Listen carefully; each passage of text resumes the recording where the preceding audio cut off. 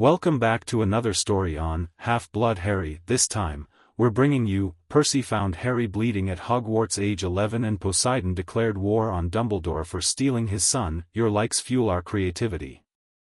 Subscribe and stay tuned. Here's the story. Chapter 1. What prefects find in the dark. The fourth floor of Hogwarts at 11:30 was the kind of quiet that made you feel like the castle was listening. Percy Weasley didn't mind. He'd always liked the quiet stretches of his prefect rounds, the way his footsteps echoed just enough to sound important, the way the torches threw long shadows that made the corridor feel like it belonged to him and him alone. He'd worked for this. 2 years of perfect marks, impeccable behavior, every rule followed to the letter, and now he had the badge to prove it. The bronze P on his robes caught the torchlight as he turned the corner past the tapestry of Barnabas the Barmy, and Percy straightened slightly, the way he always did when he imagined someone might be watching. Nobody was watching, of course. That was rather the point of 11:30. He had his notebook out. He kept a log of every round, times and observations, because that was the sort of thing that looked excellent in a prefect report, and he was halfway through writing fourth floor corridor, east wing, clear when he heard it. Not a loud sound. That was the thing that stopped him rather than scared him. It was small. Controlled. The kind of sound someone makes when they've learned that making louder sounds leads to worse outcomes. Percy paused, quill hovering above the page. There it was again. A sharp intake of breath, quickly swallowed. Coming from the alcove behind the suit of armor 3 doors down, the hollow one that had lost its axe sometime in the 14th century and now just stood there looking vaguely embarrassed about it.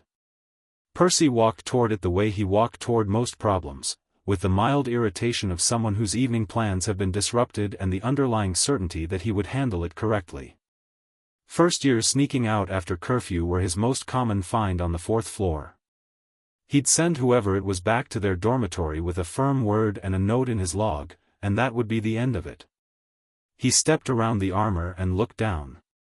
Harry Potter was sitting on the cold stone floor with his back against the wall and his knees drawn up to his chest, and there was blood soaking through the left sleeve of his robes from somewhere above the elbow.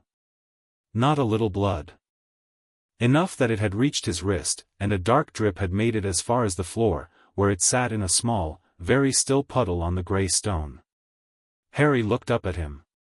His expression was not frightened. That was the first thing Percy registered, and it hit him somewhere unexpected, not frightened, not startled, not even particularly surprised.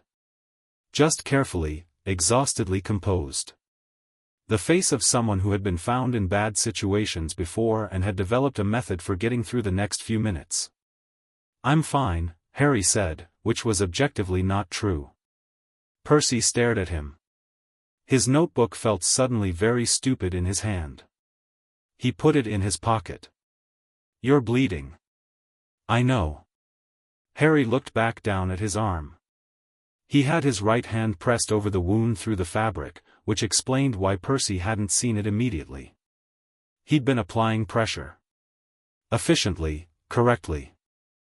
An 11-year-old sitting alone on a castle floor at 11:30 applying correct pressure to a bleeding wound with the calm of someone who'd done it before. "What happened?" Percy asked. He meant it to come out as a prefect question, authoritative, procedural. It came out differently. Quieter. Harry was quiet for a moment. "Glass," he said. "There was a broken window in the charms corridor. I caught it wrong." Percy looked at him. Harry looked at the floor. The torches crackled softly.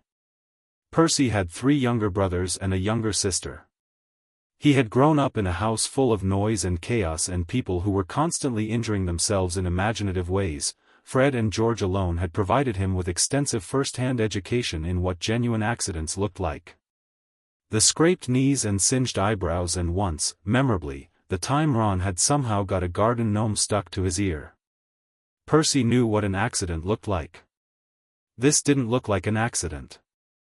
He crouched down to Harry's level, which cost him something because the floor was cold and his robes weren't ideal for crouching, but he did it anyway because standing over an 11-year-old who was sitting on the ground felt wrong in a way he couldn't quite name. "Let me see," he said. "I said I'm fine, Harry." Percy surprised himself with the use of the first name. He never used first names on rounds, it was always Mr. Potter or Miss Chong or whatever the appropriate address was. But something about this moment made surnames feel like a kind of cruelty. "I'm a prefect. I'm supposed to make sure students are safe. Let me see your arm." Harry looked at him for a moment with those green eyes that had been behind those glasses since September, and Percy had the strange sensation that the boy was assessing him, not the way students usually assessed prefects, which was to decide whether they could get away with things, but more deeply. More carefully. Deciding something. He pushed the sleeve up and let Percy see. Percy had been expecting a cut. Something clean, the kind of thing you'd get from a shard of glass if you moved through a broken window frame carelessly. He was already composing the walk to the hospital wing in his head, the calm explanation to Madame Pomfrey, the incident report he'd write in the morning. The wound on Harry's arm was not a cut. It was a burn. Long and deliberate, running from just below his elbow toward the inner wrist, the skin raised and angry and clearly several days old given the way the edges had already started to heal. And beneath it, Percy had to look twice, had to make himself keep looking even as something cold settled in his chest. Beneath it were older marks. Faded ones.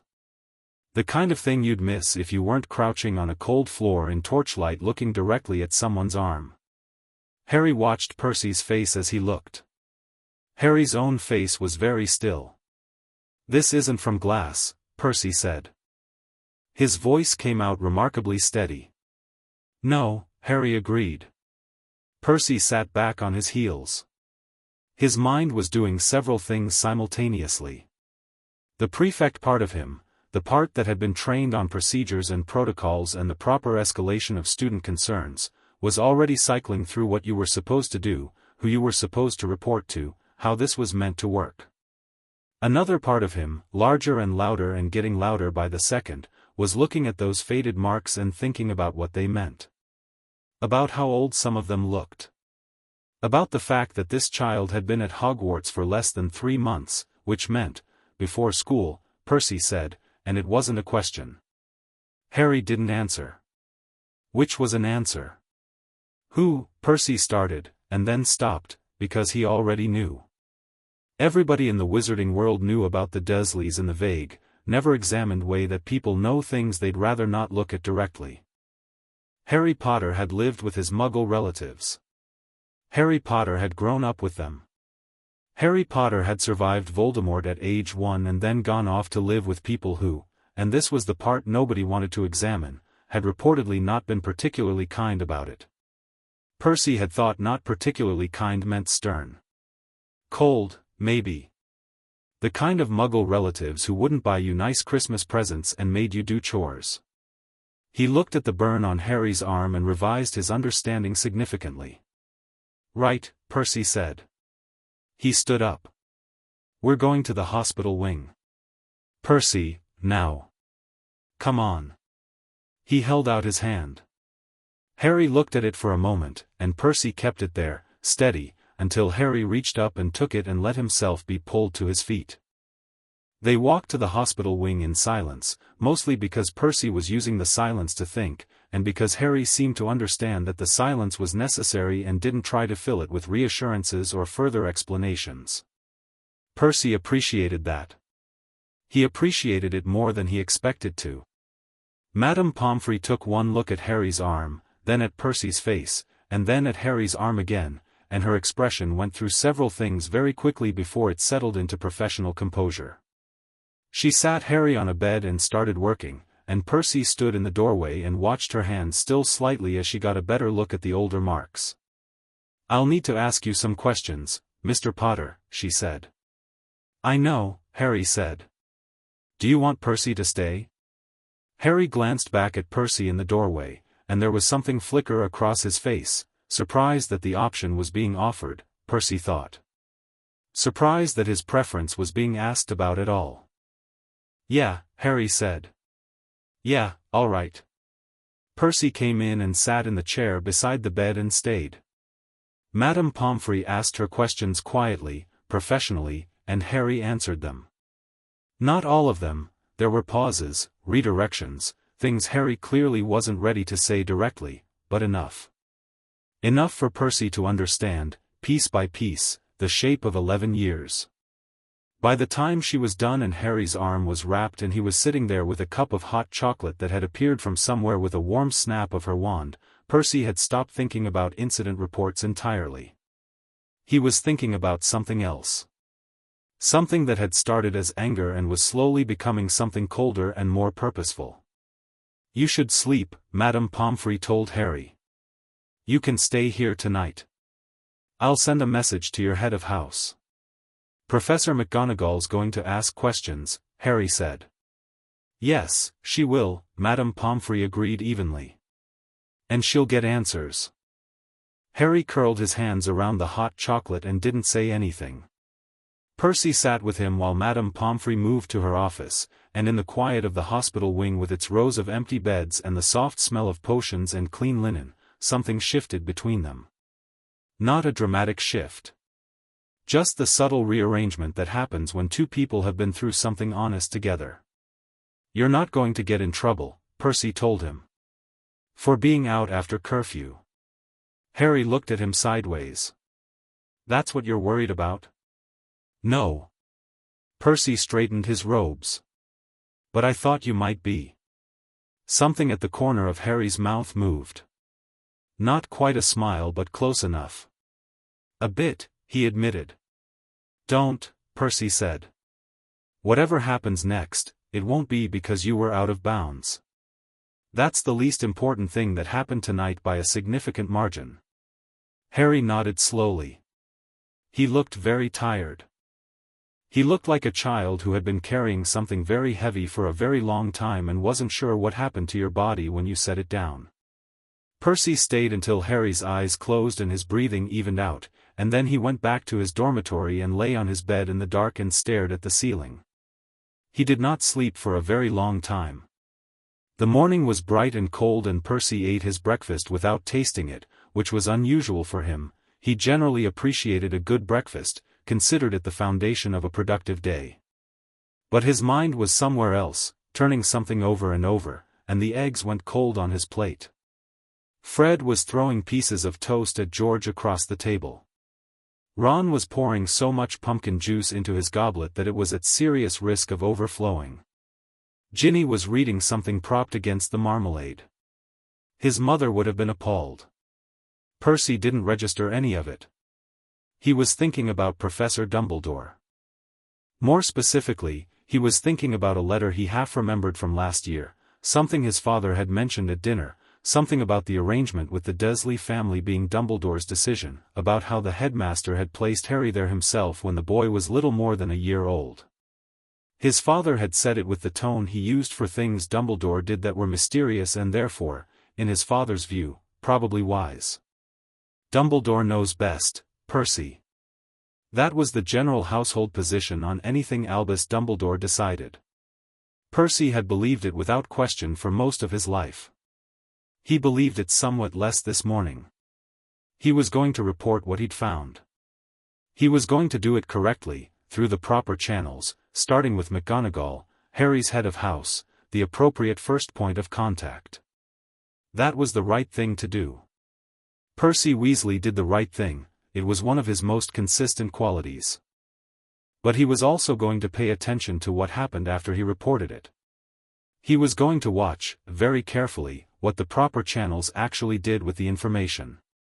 Because Percy had studied for his prefect exams with the same thoroughness he applied to everything, and in the section on student welfare, in the third paragraph of the guidance on suspected abuse of a minor student, there was a line that had seemed purely administrative when he'd read it and now felt rather important. The headmaster is to be informed immediately, as the authority with ultimate responsibility for all students' care and safety. Dumbledore had ultimate responsibility. Dumbledore had also, 11 years ago, decided where Harry would live. Percy folded his napkin, placed it precisely beside his untouched eggs, and went to find Professor McGonagall. McGonagall's office in the morning smelled like strong tea and old paper and the particular combination that Percy associated with competence. She was at her desk when he knocked, a pile of unmarked essays to her left and a tartan tin of biscuits to her right, and she looked up at him over her spectacles with the expression she reserved for students who appeared at inconvenient times with news. "Sit down, Mr. Weasley," she said, and Percy suspected she already knew something was coming because McGonagall had an uncanny ability to read the way prefects walked into rooms. He told her everything. Clearly, sequentially, without embellishment. The sound in the corridor, the alcove, the burn, the older marks, the conversation with Madame Pomfrey. He kept his voice level and his hands still in his lap and he watched McGonagall's face as he talked. She was very controlled. Professor McGonagall was always very controlled. But Percy was detail-oriented by nature, and he watched her jaw tighten on the word burn, watched her hand stop mid-reach for her tea when he described the older marks, watched the stillness that came over her that wasn't calm but was something controlled sitting on top of something that wasn't calm at all. When he finished, she was quiet for a moment. "Thank you for bringing this to me immediately, Mr. Weasley," she said. Her voice was even. "You did the right thing." "I know," Percy said. "I also need to tell you something else." She looked at him. "I looked at the student welfare guidance last night," Percy said, "after I got back to my dormitory. For minors at risk. The protocol says the headmaster is informed as the authority with ultimate responsibility." He paused. "But Dumbledore is also the one who arranged for Harry to be placed with the Dursleys in the first place." McGonagall's eyes were very sharp behind her spectacles. "That is," she started. "A conflict of interest," Percy said. The room was very quiet. "That was not an appropriate observation for a fifth-year prefect to make about the headmaster," McGonagall said. "No," Percy agreed. "But it's accurate." McGonagall looked at him for a long moment, the kind of look that was doing a great deal of work behind the surface. Then she said, quite quietly, "You may go to class, Percy. I will handle this." He stood. He was almost at the door when she said his name. "Mr. Weasley." Her voice had shifted slightly. Less professor, more, something else. Something that cost her a little to say. "What you found last night. You did right by him. Whatever else happens, you did right." Percy nodded. He went to class. He did not stop thinking. The lake was behaving strangely by Thursday. This was the topic of considerable conversation at breakfast, where half a dozen Hufflepuffs were reporting that the water had gone an odd color during their morning walk along the shore, not quite green, not quite gray, something with more depth to it, like looking into something that was looking back. A second-year Ravenclaw said she'd put her hand in and it had felt warm, which was unusual for October, and the warmth had felt less like temperature and more like intention, which was the sort of thing that got her laughed at until 3 more students admitted the same thing. The squid hadn't surfaced in 2 days. Professor Flitwick mentioned, with the cheerful vagueness he used for things that were interesting but probably not urgent, that the water temperature readings from the instruments in the astronomy tower had been fluctuating unusually. He said the word fluctuating with the tone of someone filing it away to look at later. Harry Potter sat at the Gryffindor table and ate his toast and looked at the lake through the high windows and felt something. He'd been feeling something since Tuesday. Since the night in the hospital wing, which had been strange and exhausting and more honest than any conversation he could remember having, more honest than anything with the Dursleys had ever been, which wasn't a high bar, but also more honest than anything at Hogwarts so far, where Harry had been very careful and very controlled about what he let people see. He was used to being careful. Being careful was survival. But he'd sat in that hospital wing with Percy Weasley in the chair beside him and Madame Pomfrey asking careful questions, and for a few hours Harry had stopped performing fine. He'd just been. And something about that had cracked something open. Since then the water had been warm. He didn't say this to anyone. He didn't say it because he didn't know what to say. He didn't have a framework for it. At the Dursleys, strange things had always happened around him: the time he'd accidentally ended up on the school roof, the time a snake at the zoo had done exactly what he'd wanted it to do, the time his hair had grown back overnight after Aunt Petunia cut it. Strange things that were his fault, that got him into trouble, that he'd learned to suppress as much as he could. But he couldn't suppress whatever was happening to the lake.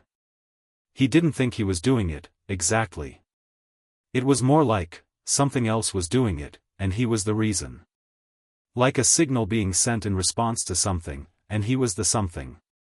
It made him feel, in a way he couldn't articulate, less alone. Percy found him at the library that afternoon, the section near the restricted area where the shelves were tall enough to give you something like privacy. Harry was not studying. He was sitting at a table with a book open in front of him and his chin on his hand, staring at the middle distance. Percy sat down across from him without preamble. He had a roll of parchment tucked under his arm that he set on the table between them. "How's your arm?" Percy asked. "Better," Harry said. "Madame Pomfrey's good." "She is." Percy folded his hands on the table.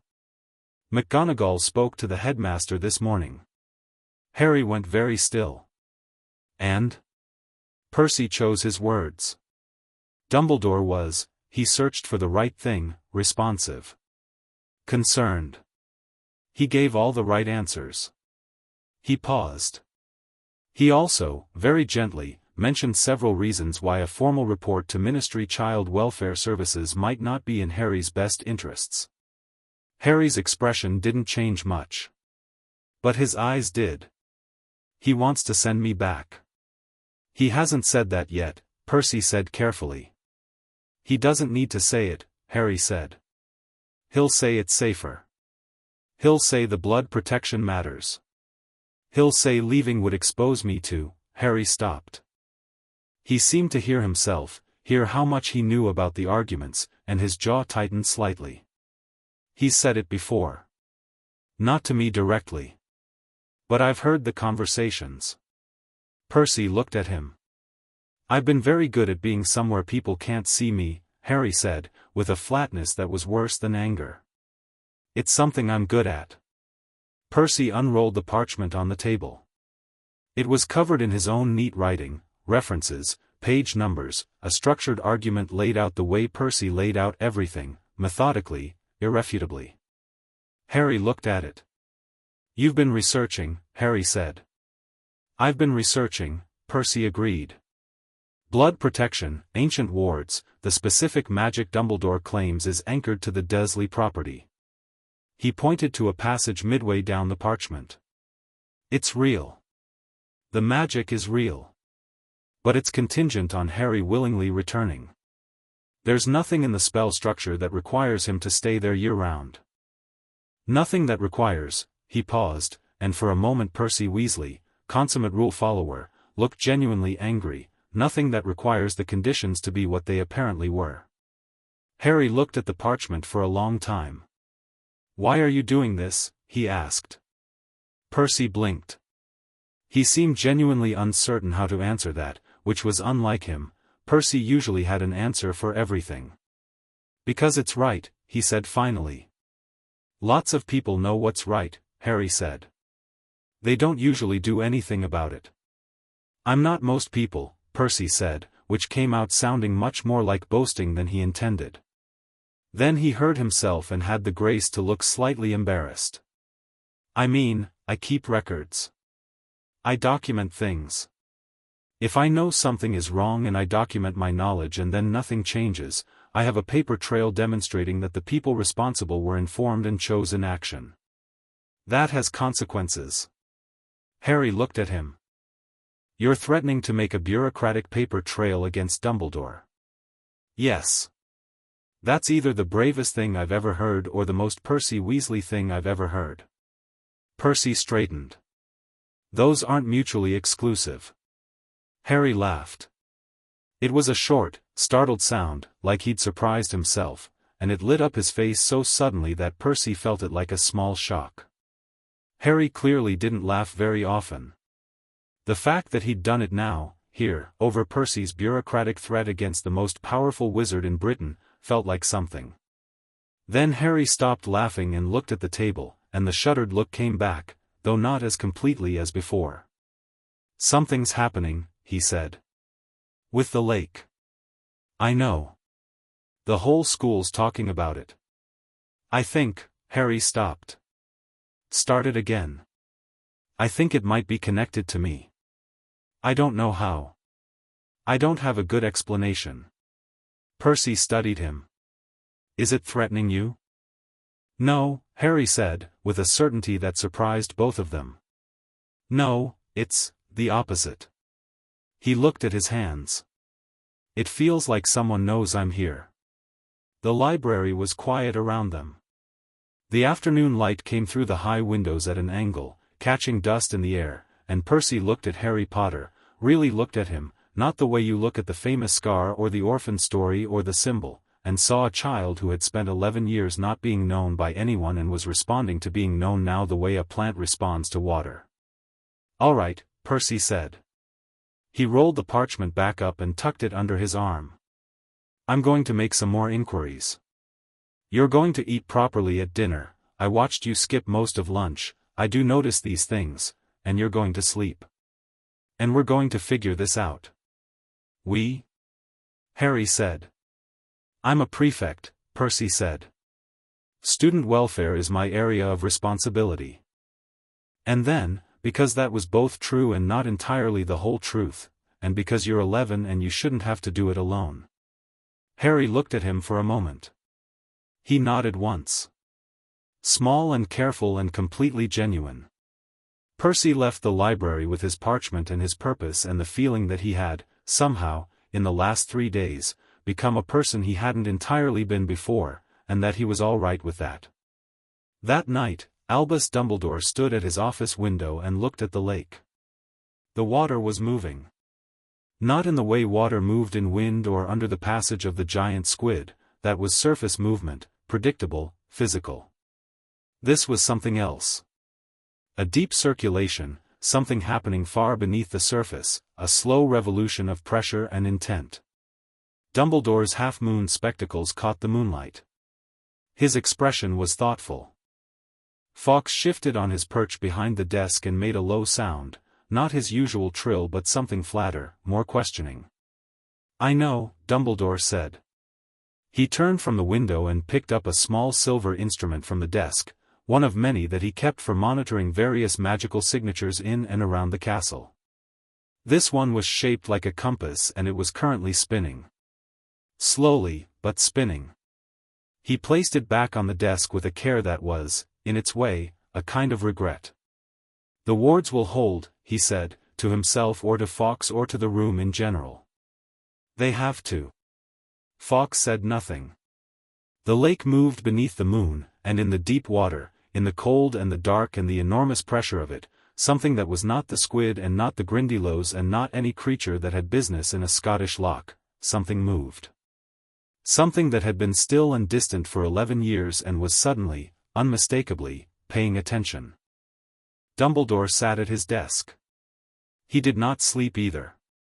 The castle settled around them all, the boy in the hospital wing, the prefect in his dormitory, the headmaster in his tower, and beneath them all, the lake, which remembered things that people sometimes forgot. The water was warm. It had never been warm before. And in the deepest part of the loch, in the place where the cold was usually absolute, something ancient and vast and furious and loving turned its face toward the castle above and finally understood what it had been sensing for 11 years. Its son was here. Its son was hurting. The water did not stay warm. It went, very quietly, very precisely, from warm to something else entirely, something with direction in it, something with purpose. The kind of temperature change that happens before a storm when the sea decides, not when the wind decides, but when the sea decides. Above, in his office, Dumbledore's silver instrument stopped spinning. It shattered. Chapter 2, The Weight of Salt Water. The instrument wasn't the only thing that broke that night. By Friday morning, every water source in Hogwarts was running warm. Not hot, not scalding, not alarming in any way that Madame Pomfrey would need to be called about, just warm. The kind of warm that made you stop and look at your hands after you'd washed them, certain you'd imagined it, and then turn the tap again and feel it again. The prefect's bathroom on the 5th floor, which Percy knew the temperature of precisely because he used it every morning and appreciated consistency, was a full 9 degrees warmer than usual. He'd checked with a thermometer. He'd written it in his log. The Ravenclaw table was buzzing with theories by breakfast. Magical fluctuations in the castle's plumbing, a rogue warming charm that had somehow propagated through the pipes, Professor Flitwick's instruments going haywire again, the castle responding to an unusual ley line alignment. The theories got increasingly elaborate and increasingly wrong, and Percy listened to all of them and said nothing because the thing he suspected was not a theory he had evidence for yet. Harry came in late, after most of the hall had already filled, and Percy watched him from the Gryffindor table with the particular attentiveness he'd been applying to Harry all week. The boy looked rested, genuinely rested, not performed rest, which Percy had learned to distinguish over the past few days. He moved through the hall with his head up, which was already different from Monday. Percy had noticed that Harry had a habit of making himself smaller when he walked through crowded spaces, shoulders in, gaze down, the physical posture of someone who had learned that being seen often preceded being targeted. On Tuesday he'd walked to the Gryffindor table like he was trying not to exist. Today he walked like he'd remembered he was allowed to take up space. Small change. Large meaning.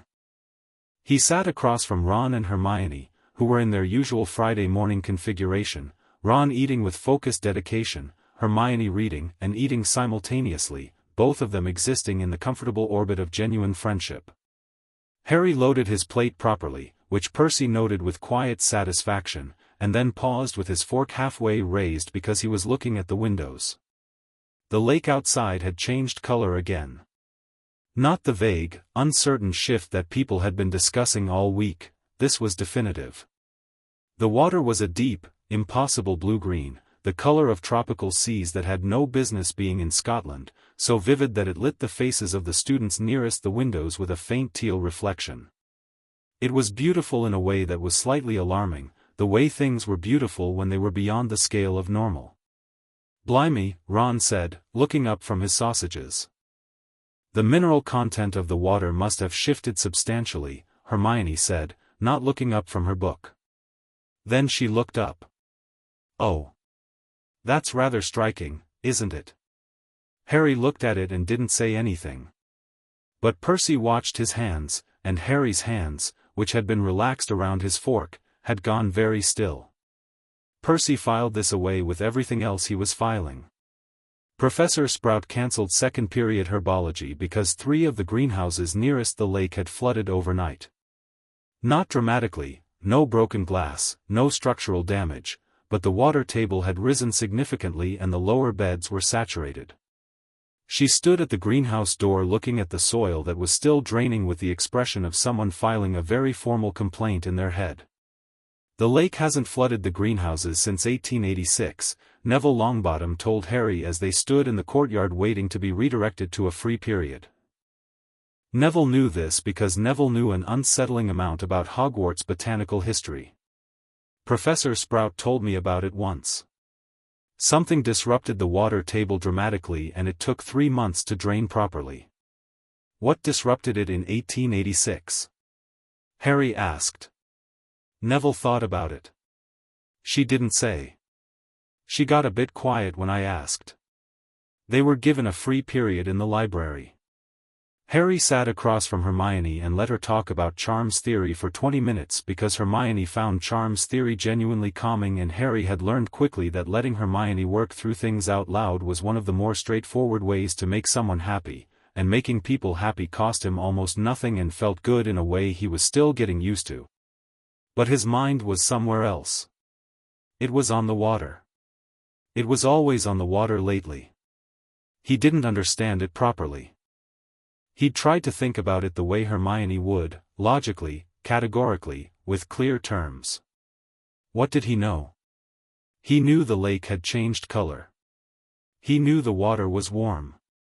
He knew that when he'd put his hand in the lake on Wednesday evening, alone, after dinner, down by the dark stretch of shore where nobody went. The water had moved toward him. Not a wave, not a current. More like recognition. Like being greeted.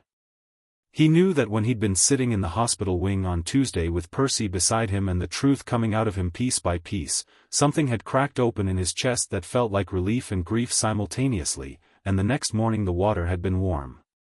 These facts arranged themselves in his mind in a pattern he couldn't name but could feel. He'd grown up knowing things before he could explain them. He'd known when to be quiet, when to disappear, when the danger was about to peak. He'd known which of the Dursleys' neighbors would slip him food if he looked hungry enough near their fences, and which ones would report him to Uncle Vernon. He'd known things with his body before his brain had words for them. His body knew something about the lake. He just didn't have words for it yet. He went back to the library after lunch and found the mythology section more by instinct than intention, which was unusual because Harry was not by habit a reader of mythology.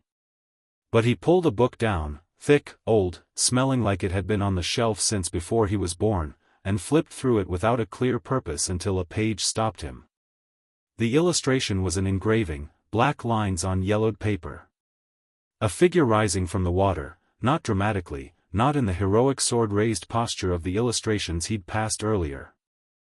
Just standing in the sea, enormous and absolutely still, the water around the figure in perfect concentric circles as if the sea itself was organizing around a center point. Below the illustration, a caption in small italic text, Poseidon, Earthshaker, father of horses and storms. The sea does not rage at Poseidon's command, it moves at his will, which is a different thing entirely. Harry looked at the illustration for a long time. He didn't know why his hands were shaking. He put the book back on the shelf and went to find Percy. He found Percy in the exact place he'd expected, the prefect's study room on the 3rd floor, which Percy used on Friday afternoons with the regularity of someone who scheduled their own time the way other people scheduled meetings. He was surrounded by parchment and his quill was moving in the quick, precise strokes of someone who wrote the same way they thought. Harry sat down across from him and said, without preamble, I need to ask you something and I need you to answer me honestly even if you don't think I'll like it. Percy put his quill down. He gave Harry his full attention immediately, which was something Harry had come to expect but still found slightly remarkable. Percy's full attention was a substantial thing. Go ahead. What do you actually know about my parents? Harry asked. Not the story everyone tells. What do you actually know? Percy was quiet for a moment. James Potter, pure blood, Gryffindor, he said carefully. Your mother was Lily Evans, Muggle-born, Gryffindor. Both were members of the Order of the First Voldemort War. Both died on the 31st of October, 1981. Your father was 21. Your mother was 20. He paused. That's essentially the extent of confirmed public record. The order was secretive. Most of what people think they know is assembled from fragments. Harry nodded slowly. My mother was Muggle-born. Yes. And my father was James Potter. Percy stopped. He looked at Harry's face more carefully. Is there something specific you're asking? Harry looked at his hands. They weren't shaking anymore. He'd decided something, he realized. In the last 30 seconds he'd made a decision that he hadn't known he was making until it was already made. He'd spent 11 years having things decided for him, things hidden from him, truth managed in careful doses by people who thought they knew what was best. He was done with that. In the mythology section of the library, Harry said, there's a book on Olympian gods. The section on Poseidon mentions that the sea doesn't rage at his command. It says the sea moves at his will. He looked up. When I was in the hospital wing Tuesday night, I stopped holding everything. For the first time in a long time. And then Wednesday morning the lake was warm and it's been changing ever since. He held Percy's gaze. I think someone knows I'm here. I think they've always known I was here and they couldn't, or weren't supposed to, come. And I think Tuesday night something changed and now they're coming anyway. Percy was very quiet. I know how it sounds, Harry said. It sounds like you might be describing a divine parent, Percy said, with the tone of someone who has thought about something and decided to say the precise truth rather than the comfortable thing. Which is a thing that exists. The mythology isn't metaphor. My father's collected fairly extensively on the intersections between classical divine lineage and magical bloodlines. It's considered fringe academic work, but the evidence base is, he paused, substantial. Percy. Yes. Do you think I'm right? Percy looked at him. Percy, who liked facts and procedures and things that could be documented and verified, looked at the 11-year-old across from him and then looked at his window, which showed a sliver of courtyard and beyond the courtyard the lawn that sloped down toward the lake, which was still that impossible tropical blue-green in the October afternoon light. Yes, Percy said. I think you might be right. It happened Saturday morning. Harry was at breakfast, earlier than usual, the hall still mostly empty except for a handful of early risers and the ghost of the fat friar drifting peacefully near the Hufflepuff table. The morning was grey and still. Harry had his pumpkin juice and a piece of toast and he was watching the lake the way he'd been watching it all week, waiting. He didn't have to wait long. The water broke. Not like a wave, nothing so chaotic. The surface of the lake opened cleanly, deliberately, a column of water rising and then falling away rather than splashing, as if the water was stepping aside for something. And in the space it left, Harry saw a hand. Then an arm. Then a figure. He stood up from the bench so fast his juice spilled. The figure rose from the lake in the grey October morning and water fell off it in sheets that hit the lake's surface without a sound, and it stood on the water, stood on it, the surface solid beneath its feet, and it was enormous and it was still and it was looking directly at Hogwarts with an expression that wasn't anger yet but was the thing underneath anger, the geological pressure that comes before everything shatters. What? Said the fat friar, who had drifted over. Harry was already moving. He wasn't thinking about why he was moving toward it rather than away. His body already knew. He was down the steps and across the lawn before the hall had begun to properly register what was happening, before the remaining students had started pressing against the windows, before the portraits had begun to shout, before anyone had thought to go find a professor. He crossed the grass at a run, the October chill hitting him in the face, and came to the edge of the shore. The figure was closer now. It had walked across the water toward the shore, and it stopped when Harry reached the edge, standing perhaps 10 feet out on the surface of the lake, and they looked at each other across the water. He was tall in the way that went beyond physical height, the kind of tall that made you recalibrate the space around him. His hair was dark and wet and his eyes were the color of the ocean at depth, not the surface blue but the real color, the one that existed at pressure. He was wearing, Harry's brain tried to categorize it and couldn't quite, something that looked woven from water, that moved like water, that was and wasn't clothing. There was a trident at his side that was absolutely not decorative. Harry stood at the edge of the lake and his heart was going very fast and none of his face control protocols were working at all, which almost never happened. The figure looked at him. The expression changed, cracked open, just slightly, along one seam, and what came through was something raw and enormous and completely genuine. Harry, the figure said. His voice was what the ocean sounded like in the dark. Not the gentle shore-lapping ocean. The deep one. Yeah, Harry said. His voice came out much smaller than he intended. He tried again. Yeah. I'm Harry. The god of the sea stepped off the water onto the shore, and the ground under his feet was steady in a way that suggested the ground had decided to cooperate, and he crouched down, this enormous divine entity, this earthshaker, this father of horses and storms, he crouched down so he was at Harry's level, and he looked at his son with those deep water eyes. I felt you, Poseidon said. It was not a casual statement. It carried 11 years in it. Tuesday night. I could always feel where you were, but I couldn't reach you. The wards this castle is built on, the blood magic on the place they kept you, the agreements made when you were placed here, they were designed to keep me from knowing. I felt what they were designed to hide. He paused. I felt you stop hiding. Harry's throat was very tight. How long have you known? He managed. Since before you were born, Poseidon said. Your mother was remarkable. She chose this, chose your life here, chose the path that gave you the best chance of survival. I agreed to the limits. The magic required it. His jaw tightened. I agreed not to interfere. I did not agree to what was done with the agreement. The Dursleys, Harry said. Yes. The word had a temperature to it. Cold and precise and absolutely final in the way that geological things are final. And Dumbledore. Poseidon's eyes shifted.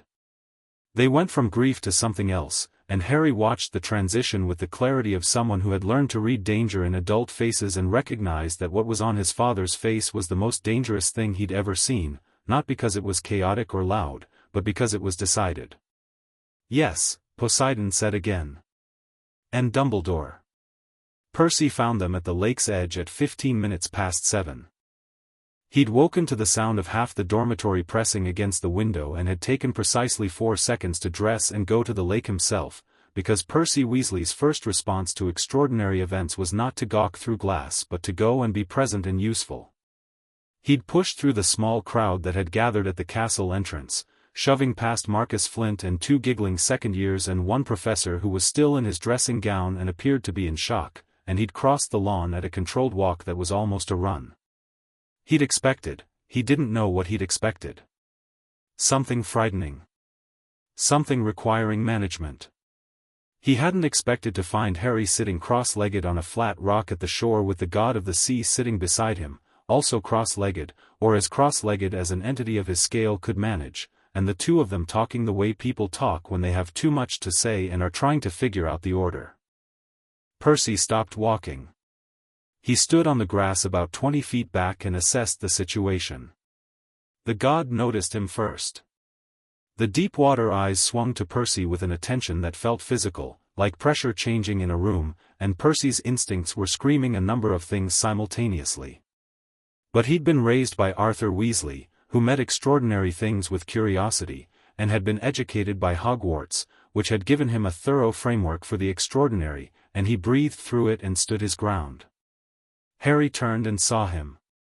Something in Harry's expression did a complicated thing, guilt at being found, maybe, or the reflexive fear that being found always triggered, and then something else. Something that looked like relief. Percy, Harry said. This is Poseidon. He seemed to hear how that sounded. My father. Poseidon looked at Percy with the expression of someone measuring something. Percy Weasley, he said. Yes, Percy said, because he'd been put on the spot by adult authority figures before and his response was always to be precise and direct about basic facts. 5th year, Gryffindor prefect. The one who found him, Poseidon said. Yes. The god looked at him for another moment. Then, quietly, with a weight that Percy felt in his chest, thank you. Percy managed not to say you're welcome to a divine entity, which he considered a personal triumph. He said instead, he shouldn't have been in that situation in the first place. He paused. No offense. None taken, Poseidon said. You are correct. What are you going to do? Percy asked, because he was Percy Weasley and vague threats and unspecified intentions were deeply unsatisfying to him. If something was going to happen, he wanted to know the parameters. Poseidon turned back to the lake. His profile in the morning light was absolutely still. I'm going to go and speak to Albus Dumbledore, he said. I've considered how I'd like to have this conversation for 11 years. Ah, Percy said. Percy, Harry said, looking up at him from the rock with those green eyes. He's not, this isn't a threat. This is a declaration, Poseidon said. Not angrily. Not loudly. With the quietness of something that has already been decided. Percy looked at the castle behind them, the ancient towers, the early morning windows, the flags moving in the autumn wind, and then back at the god of the sea sitting at its edge. He thought about Dumbledore's silver instrument, which he didn't know had shattered but might have guessed. He thought about the careful, reasonable, perfectly framed arguments Dumbledore had made to McGonagall. He thought about his parchment full of research sitting on his desk. "Right," Percy said. He sat down on a rock near Harry's. "Then I'll wait here." Poseidon glanced at him. "You're not concerned?" "I'm extremely concerned," Percy said. "That's different from leaving." Harry looked at him and something in his face was very young suddenly, 11 years old and running on fumes and finding, in the most unlikely place, people who stayed. He looked at Percy and then at the impossible blue-green water and then at the enormous figure of his father beside him, and he exhaled slowly. "Okay," he said. "Okay." Dumbledore was at breakfast when the portraits began shouting. Not in the usual way, not the gossipy relay that portraits used for minor news, traveling painting to painting through the castle like a telephone game. This was different. Specific. Urgent. The portrait of Barnabas the Barmy in the corridor outside the Great Hall went first, then the portrait of the elderly witch near the staircase, and by the time it reached the painted landscape at the far end of the staff table, every professor had straightened and the student body had gone from curious murmur to genuine quiet. Someone at the lake. At the shore.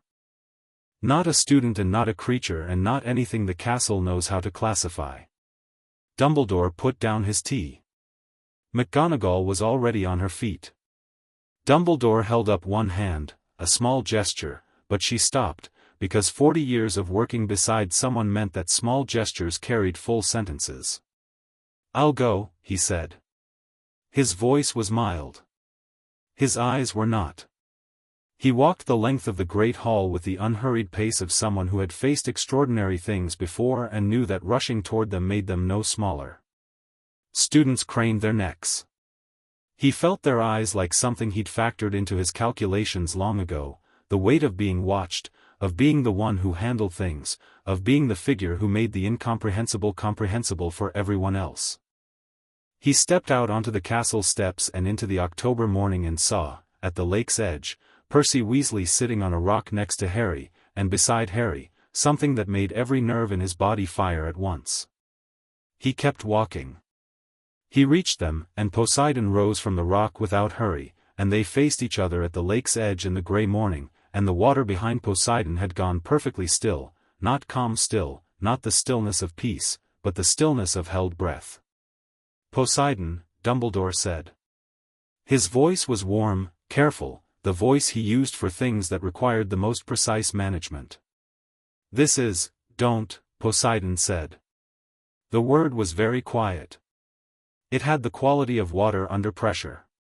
Dumbledore stopped. "Don't welcome me," Poseidon said. "Don't tell me this is unexpected. Don't ask me to come inside and discuss this over tea." His eyes moved from Dumbledore to Harry, and for a moment the geological anger softened fractionally, before returning to Dumbledore harder than before. 11 years, Albus. I want you to stand here, in front of my son, and I want you to tell me that placing him with those people was a calculation you still stand behind." Dumbledore's expression was very composed. Genuinely composed, not performed, Percy noticed. He actually believed what he was about to say, which made what he said next far more chilling than if he'd been lying.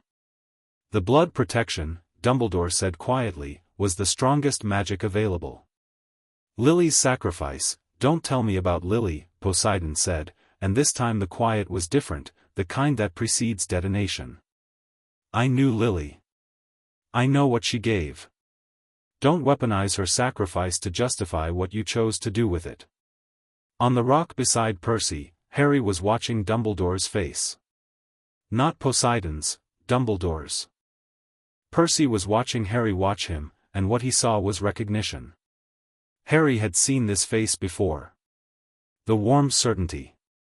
The genuine, unshakable conviction that every choice had been the right one, the only one, the one that protected the greatest number. The decision to place Harry with his mother's family was not made lightly, Dumbledore said. I know, Poseidon said. That's what makes it unforgivable. The lake moved. Not dramatically, not a wave, not a surge.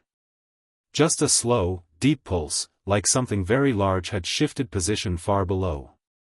Dumbledore's wand hand moved slightly, instinctively, and Poseidon's eyes dropped to it and back up.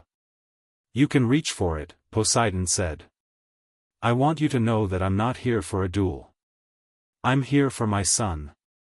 And I'm here to make something absolutely clear. Which is? Dumbledore asked. Poseidon looked at Harry. Then back at Dumbledore, and what passed between them in that look was something Percy could feel from 3 feet away, the full weight of 11 years of suppressed knowing, of an agreement kept past its breaking point, of a father who had honored something right up until the moment he understood what honoring it had cost. He is not yours, Poseidon said. He was never yours. You made him into a resource and called it protection, and you surrounded it with enough genuine care that I almost believe you don't know the difference. But you do know the difference, Albus. You've known it since the beginning. Dumbledore said nothing. He is going to know what he is, Poseidon continued. He is going to be trained as he should have been trained from the beginning. He is going to have access to his heritage, both heritages, and if you place another limitation between him and that knowledge, I will take this past the Wisengamot and the Ministry and every magical governing body this world has, and I will go to places where your influence does not reach. There are matters of prophecy, Dumbledore began. He is 11, Poseidon said. The word landed like the trident striking stone. The silence after it lasted several seconds. In the castle behind them, Percy could see faces at windows. Professors on the steps. The world holding its breath in the October morning. Harry stood up from his rock. Both Poseidon and Dumbledore looked at him. He was small beside both of them, still a child, still the 11-year-old with the glasses that sat slightly crooked and the robes that were a little big. But he stood there with his chin up and his hands loose at his sides, and Percy recognized the posture he'd seen shift over the course of a week, not small anymore. Not performing smallness. I want to know about the prophecy, Harry said to Dumbledore. His voice was steady. All of it. Not the edited version. Not what you think I can handle. Dumbledore looked at him for a long moment. The morning light fell on those half-moon spectacles and the ancient, complicated face behind them. In time, Dumbledore said gently. When you're ready. I'm ready, Harry said. I've been ready. You just needed me not to be. Percy watched Dumbledore's face. He watched something move through it, not guilt, because Dumbledore's architecture wasn't built around guilt in the conventional sense. Something more like the recognition of a miscalculation. An unexpected variable. The moment a plan encounters a piece of reality it didn't account for. He had not, Percy thought, accounted for Harry choosing to be known. The water behind Poseidon pulsed again. The impossible blue-green color deepened at the shore, and the warmth of it was something you could feel even standing 3 feet back from the edge. You'll have 3 days, Poseidon said to Dumbledore. 3 days to give my son the truth. All of it. After 3 days, I'll be back, and I'll bring people with me. He looked at Percy then, briefly, but directly. Look after him. I will, Percy said, which was absurd, promising something to a god, but also felt like the most true thing he'd said all week. Poseidon looked at Harry one more time, and everything in his face was there and unguarded and enormous, the love and the fury and the grief and the years of distance and the absolute intractable will of the ocean, and Harry looked back at him and his eyes were very bright behind his glasses. I'll come back, Poseidon said. It wasn't a threat. It was a promise with the weight of the tides in it. I know, Harry said. Poseidon stepped back onto the water. The lake accepted him without a ripple, smooth and certain as a door opening, and he walked out across the surface and the water rose to meet him and then he was gone, not vanished, not disappeared, but down, back into the deep water, back to wherever the depths kept him. The lake surface closed without a sound. The morning was very quiet. Harry stood at the shore and looked at the water for a long time. Then he turned around, and there were tears on his face, just two, which he didn't seem aware of, and he looked at Percy with that expression of someone who has been handed something so large they don't know where to put it. Percy stood up off his rock. He straightened his robes. "Breakfast," he said. "You haven't eaten." Harry blinked. He laughed, that startled, surprised at himself laugh, and wiped his face with his sleeve. "Really? Right now?" "Right now," Percy said. "You have 3 days before what is very likely to be the most significant sequence of events in your life so far. You need to be eating."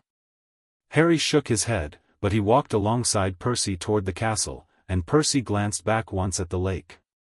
The water was still that deep impossible blue, and somewhere in the depths of it something vast and patient and absolutely committed moved in the dark, and Percy Weasley, who liked records and procedures and the comfort of things that could be documented, understood with complete clarity that the world had just shifted on its axis, and that the 3 days ahead were going to be unlike anything Hogwarts had seen in a very long time. He pulled out his notebook and wrote, "Saturday. Lake incident. Poseidon. See attached." Then he added, in smaller writing, "No protocol exists for this. Creating new one." Harry looked over at the notebook. "You're really something, Percy." "I know," Percy said. "Come on." They went inside. Chapter 3, When the Ocean Knocks. The 3 days felt like a held breath. Dumbledore did not summon Harry on Saturday. He did not summon him on Sunday. The castle moved around itself in the particular anxious way that institutions move when something has happened that doesn't fit the available categories, everyone talking, nobody saying the right thing, professors having quiet urgent conversations that stopped when students came near. McGonagall was seen going in and out of Dumbledore's office 3 times on Saturday alone, and the third time she came out her mouth was a thin line and she walked with the controlled precision of someone managing a very large feeling with a very tight grip. Harry ate breakfast, lunch, and dinner. He went to classes. He did his homework in the common room with Ron on one side making helpful wrong suggestions and Hermione on the other making correct suggestions with escalating exasperation, and the rhythm of it was so ordinary and so good that Harry held on to it deliberately, the way you hold on to something solid when the ground is uncertain. He also went to the lake every morning. Not to wait for Poseidon, his father had been clear that he'd be back in 3 days, and Harry had not inherited patience from his divine side but he was working on it. He went because the water was still that deep blue-green, still warm at the edges, and being near it felt like being near something that knew him. He'd never had that before with a place. He'd had it now for a week and it was becoming something he needed in the morning the way some people needed coffee. Percy came with him on Sunday. Neither of them talked much. Percy had his notebook and wrote things in it with his quick precise handwriting, and Harry sat at the shore with his shoes off and his feet in the warm water, and they were 2 people with very different personalities who had somehow arrived at an understanding that silence between them was comfortable rather than loaded. "What are you going to say to him?" Percy asked eventually. "When Dumbledore talks to you." "I'm going to ask him about the prophecy," Harry said. "Everything he knows. And I'm going to ask him why he didn't arrange for someone to check on me. At the Dursleys. Ever." "McGonagall did, I think," Percy said. "Once. A letter in my first year." "A letter," Harry said. His voice was completely neutral. That was somehow worse than if he'd been angry.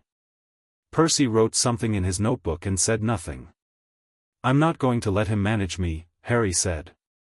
"That's the main thing. He'll try to be gentle and kind and completely in control of the information I receive and I'm done with that.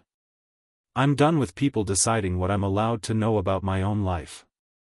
"Good," Percy said, which was not a particularly complex response but it was direct and it meant what it said, and Harry appreciated it. "Also," Harry said, "I want to talk to McGonagall first." Before Dumbledore. Percy looked up. She knows things, Harry said. She's been here longer than anyone except Dumbledore and Flitwick. And the way she looks at me is different now. Since Tuesday. She looks at me the way someone looks at you when they're sorry about something but they don't know yet whether they're going to say it. That's an accurate read, Percy said. Will you come with me? Percy closed his notebook. When? Tomorrow morning. Before classes. Yes, Percy said, without hesitation. Harry nodded. He put his feet back in the lake and felt the water move around them in that gentle, intentional way it had been moving all week, and he thought about his father standing at the shore 2 days ago with 11 years in his face, and he thought about the word declared and what it actually meant. Not threatened. Declared. The difference mattered. He was beginning to understand that the difference between declaring something and threatening it was the difference between someone who was certain and someone who needed you to be afraid. Poseidon hadn't needed Harry to be afraid. He'd needed Harry to know that something was going to happen regardless of what anyone tried to arrange. Harry found that he was all right with that. McGonagall's office on a Monday morning was different from the Thursday version Percy had experienced the week before. More papers, less tea, the particular energy of a week that had barely begun and was already complicated.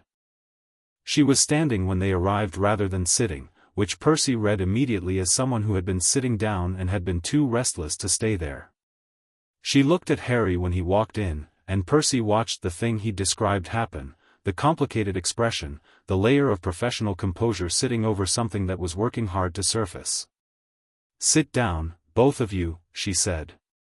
I want to talk before Dumbledore does, Harry said. He didn't sit. Not aggressively, he wasn't posturing, wasn't performing defiance.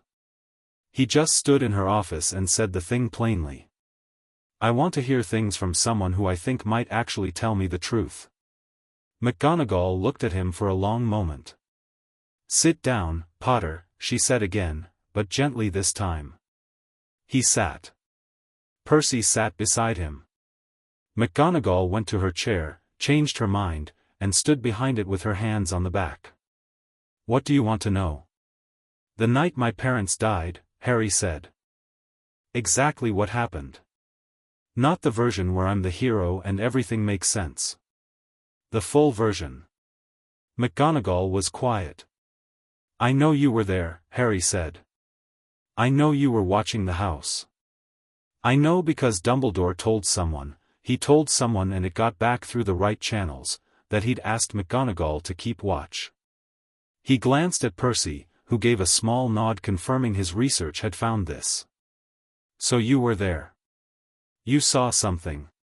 You've been seeing something for 11 years and keeping it. McGonagall's hands tightened on the chair back.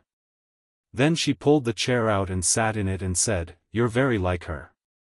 Harry blinked. My mother? No, McGonagall said. Well, yes, in some ways. But I meant Lily. She caught herself. I did mean your mother. You pushed the same way she did. She had no patience for information being managed. Your mother was extraordinary, Harry. I want you to know that before I say the rest. Say the rest, Harry said. McGonagall folded her hands. Your mother came to me in her 7th year, she said. She came to me because she'd found something out. She'd been doing research the way Lily Evans did research, which was thoroughly and without anyone having asked her to, and she'd found out about a prophecy. Not the contents.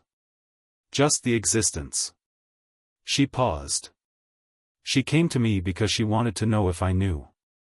And I did know. And I told her the same thing I was supposed to tell her, that Dumbledore was managing the situation, that she and James needed to trust the plan, that everything was in hand. The office was very quiet. What did she say? Harry asked. McGonagall looked at him. She said, Whose hands? Percy felt something shift in the room. Harry's expression had gone very still in the way it went very still when something had hit something deep. She was right to ask, McGonagall said, and her voice had something under it now, something that had been living under the professional surface for a long time. Lily was right to ask, and I told her to trust the plan, and she did, and she stopped. Started again with visible effort. And I went to Godric's Hollow on the 1st of November and saw what the plan had cost. Nobody spoke for a moment. I went to Dumbledore's office that morning, McGonagall said. I told him that placing you with the Dursleys was a mistake. I told him that Petunia Dursley was, that she was not someone who would raise you with the care a child deserved. Particularly not Lily's child. Petunia had spent 20 years resenting her sister. She looked at Harry. He told me the blood magic required family. He told me it was the safest option by every calculation. He was very kind and very certain and very wrong. Did you push back? Harry asked. McGonagall was quiet for one beat. Not hard enough, she said. That is the honest answer. I should have pushed until he listened or until I went above him. I did neither. Her eyes held Harry's. That was a failure on my part. I am sorry for it. The apology was clean. No hedging, no justifications wrapped around it, no pivot to how difficult the circumstances had been. Just the words, placed in front of him like something being returned. Harry looked at her for a long time. Percy watched him decide something. Okay, Harry said. What's in the prophecy? McGonagall shook her head slightly. The exact contents I don't know. That I'm not withholding. Dumbledore keeps the prophecy's full text close. What I know is the shape of it, a child born at the end of July, with the power to face Voldemort, marked by him as his equal. She met his eyes. That much has been known to a small number of people since before your birth. Born at the end of July, Harry said. I was born on the 31st. Yes. And Dumbledore has spent 11 years arranging my life around this. Yes. Harry sat back. He wasn't angry, or he was, but it was a clean anger, oriented and purposeful rather than hot and overwhelming, and watching him process it was like watching someone sort through something methodically, putting things in their proper places. The thing is, Harry said, I don't actually object to being the one who faces Voldemort. If that's what happens, that's what happens.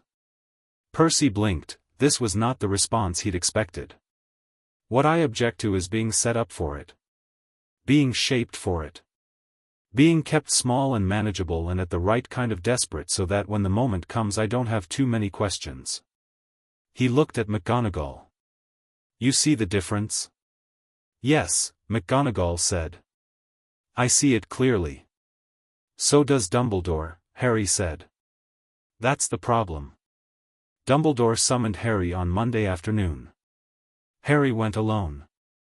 Percy had offered to come, had offered in the specific Percy way that meant he'd already prepared a list of points to raise and had researched the relevant protocols, and Harry had said no, and meant it. I need to do this one myself, he'd said.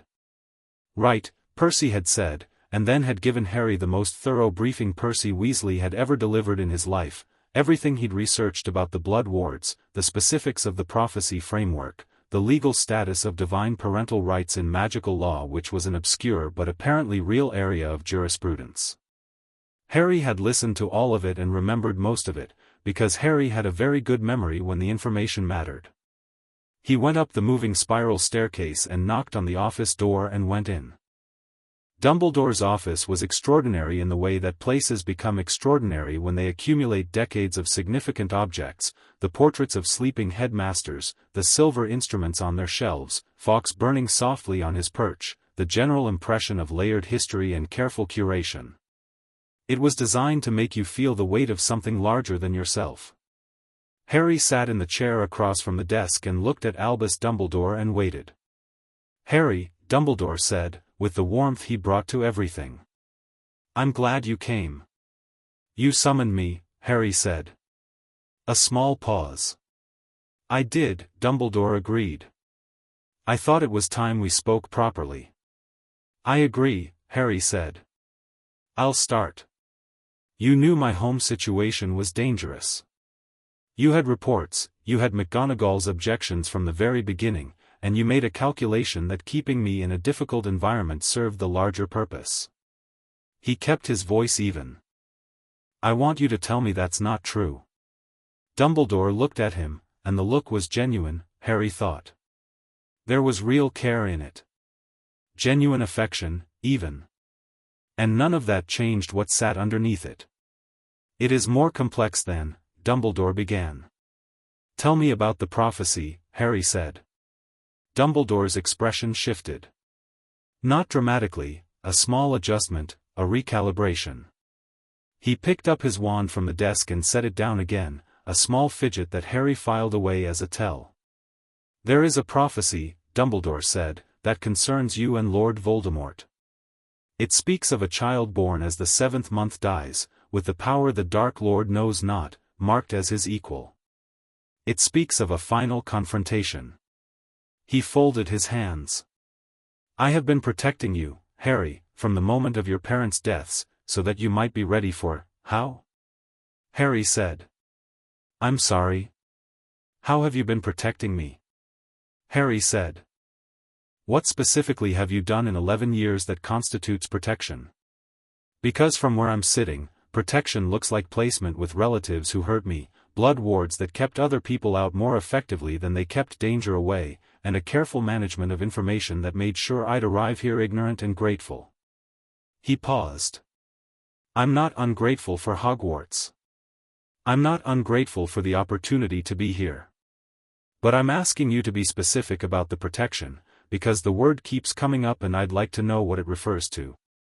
The office was very quiet. Fawkes made a soft sound on his perch. One of the sleeping portraits opened one eye.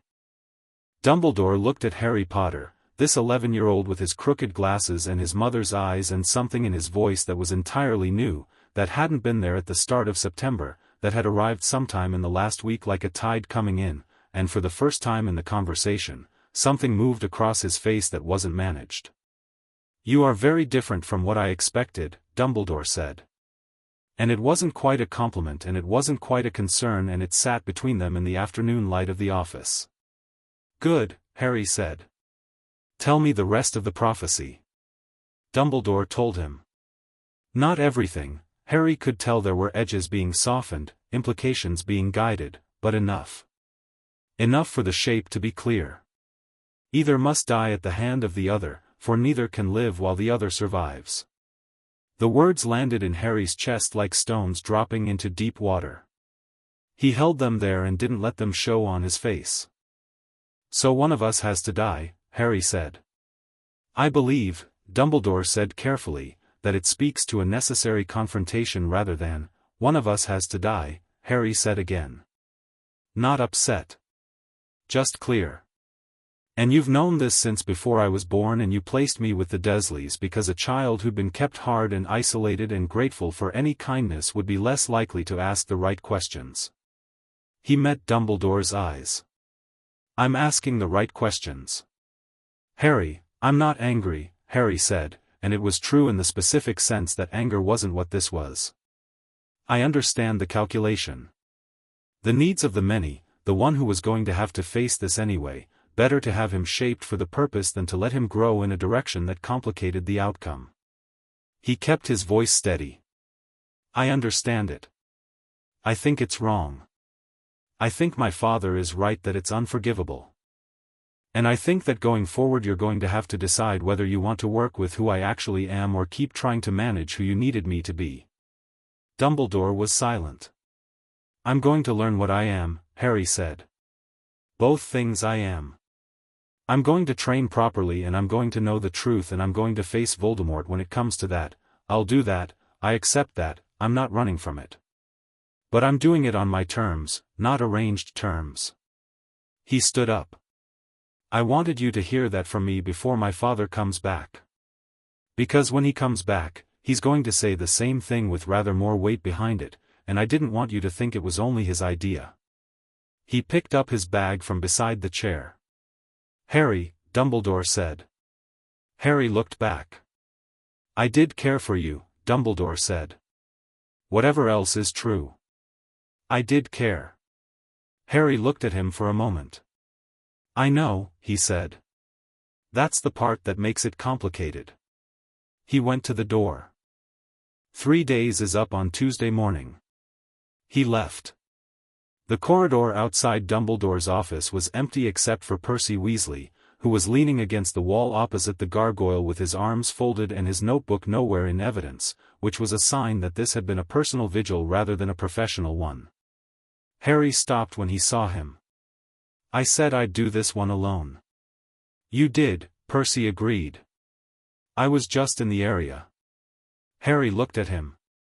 Percy looked back with complete composure. Harry started walking. Percy fell into step beside him. They went down 2 flights of stairs and along a corridor and through a shortcut Percy knew that came out near the library, and the whole way neither of them spoke, and the not speaking was full rather than empty. He told me the prophecy, Harry said finally, when they were in the library corridor. All of it? Enough. Harry was quiet for a moment. It's not great news. No, Percy said. I imagine not. But it's my news, Harry said. It belongs to me. That's the thing, it's about me and it's mine, and knowing it is better than not knowing it, even if knowing it is terrible. He pushed open the library door. I'm going to research divine heritage training frameworks. Percy blinked. Right now? Right now. Harry, you just came out of a conversation with the most powerful wizard in Britain about a prophecy that concerns your life. I know, Harry said. And I need to do something useful or I'm going to sit somewhere and feel all of it, which can wait until later. He was already heading for the mythology section. Are you coming? Percy followed him. Because that was apparently what Percy Weasley did now. Tuesday arrived the way important days do, looking exactly like every other day on the surface, the same grey October morning, the same smell of toast and the same noise of the Great Hall filling up, the same Peeves careening through a 5th-floor corridor and the same fat friar wafting through the Hufflepuff table. Harry was at the lake at 7. He didn't have to wait. The water broke at 10 past, and Poseidon came up the same way he'd come before, the surface stepping aside, the figure rising, the water falling away without a splash. But this time he didn't stop at the middle. He walked across the surface and stepped onto the shore and stood beside Harry, and they both looked at the castle for a moment, the two of them, with the early morning light on the stones and the windows beginning to catch the first grey brightness. How did it go? Poseidon asked. I told him what I needed to tell him, Harry said. McGonagall was she was honest. More than I expected. She was always the one I thought might break rank, Poseidon said. Given enough reason. Did you know her?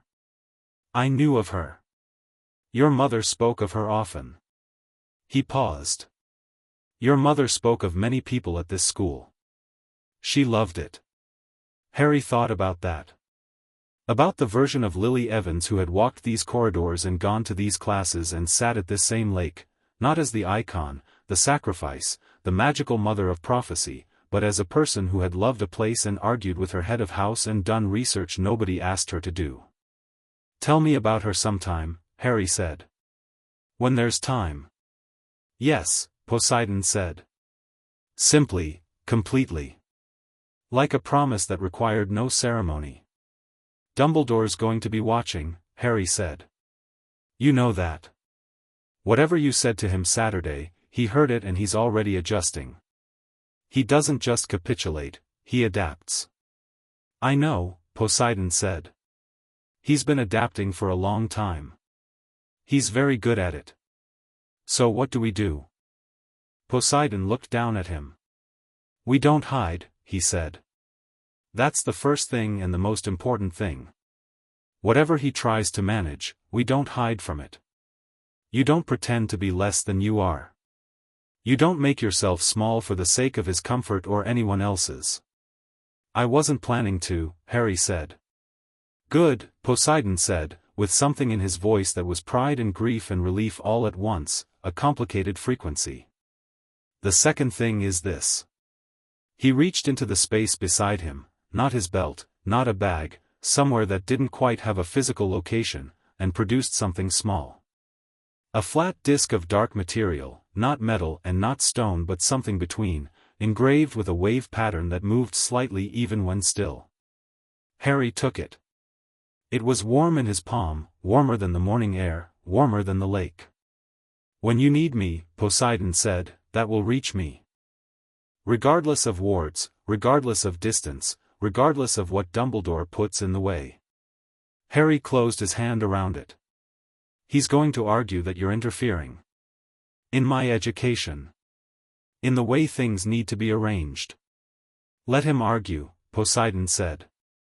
"I have been waiting patiently for 11 years. My patience has ended." He looked at the castle again.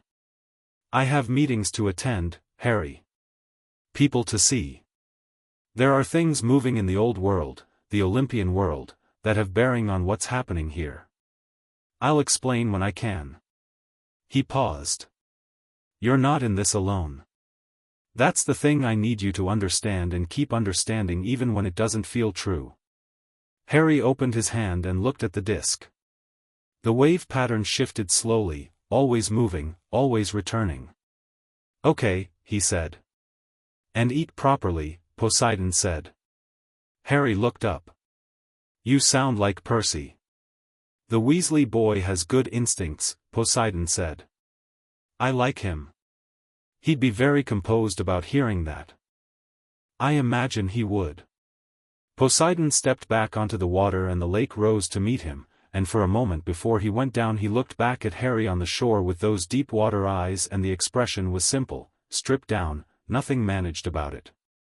Harry raised a hand. Poseidon went down into the deep. The lake went back to its impossible blue. Dumbledore was at the castle entrance when Harry came back up the lawn. Not waiting, he was speaking to McGonagall, or had been, but he turned when Harry came up the steps and they looked at each other in the morning light and Harry understood with complete clarity that this was the new arrangement between them, not enemies, not the comfortable student-to-headmaster relationship they might have had in another version of the year, but two people who understood each other and were going to have to navigate that understanding carefully. "Good morning," Harry said. "Good morning," Dumbledore said. McGonagall looked between them. "I'll need access to the restricted section," Harry said to Dumbledore. "The materials on divine lineage and classical heritage magic. Also the sealed record on blood ward specifics. I know it exists." Percy found the reference catalog entry. He kept his tone straightforward. "Not a demand, not a plea. A statement of what was going to happen. I'd prefer to have authorized access rather than find another way." McGonagall made a sound that might have been a very suppressed cough. Dumbledore studied him.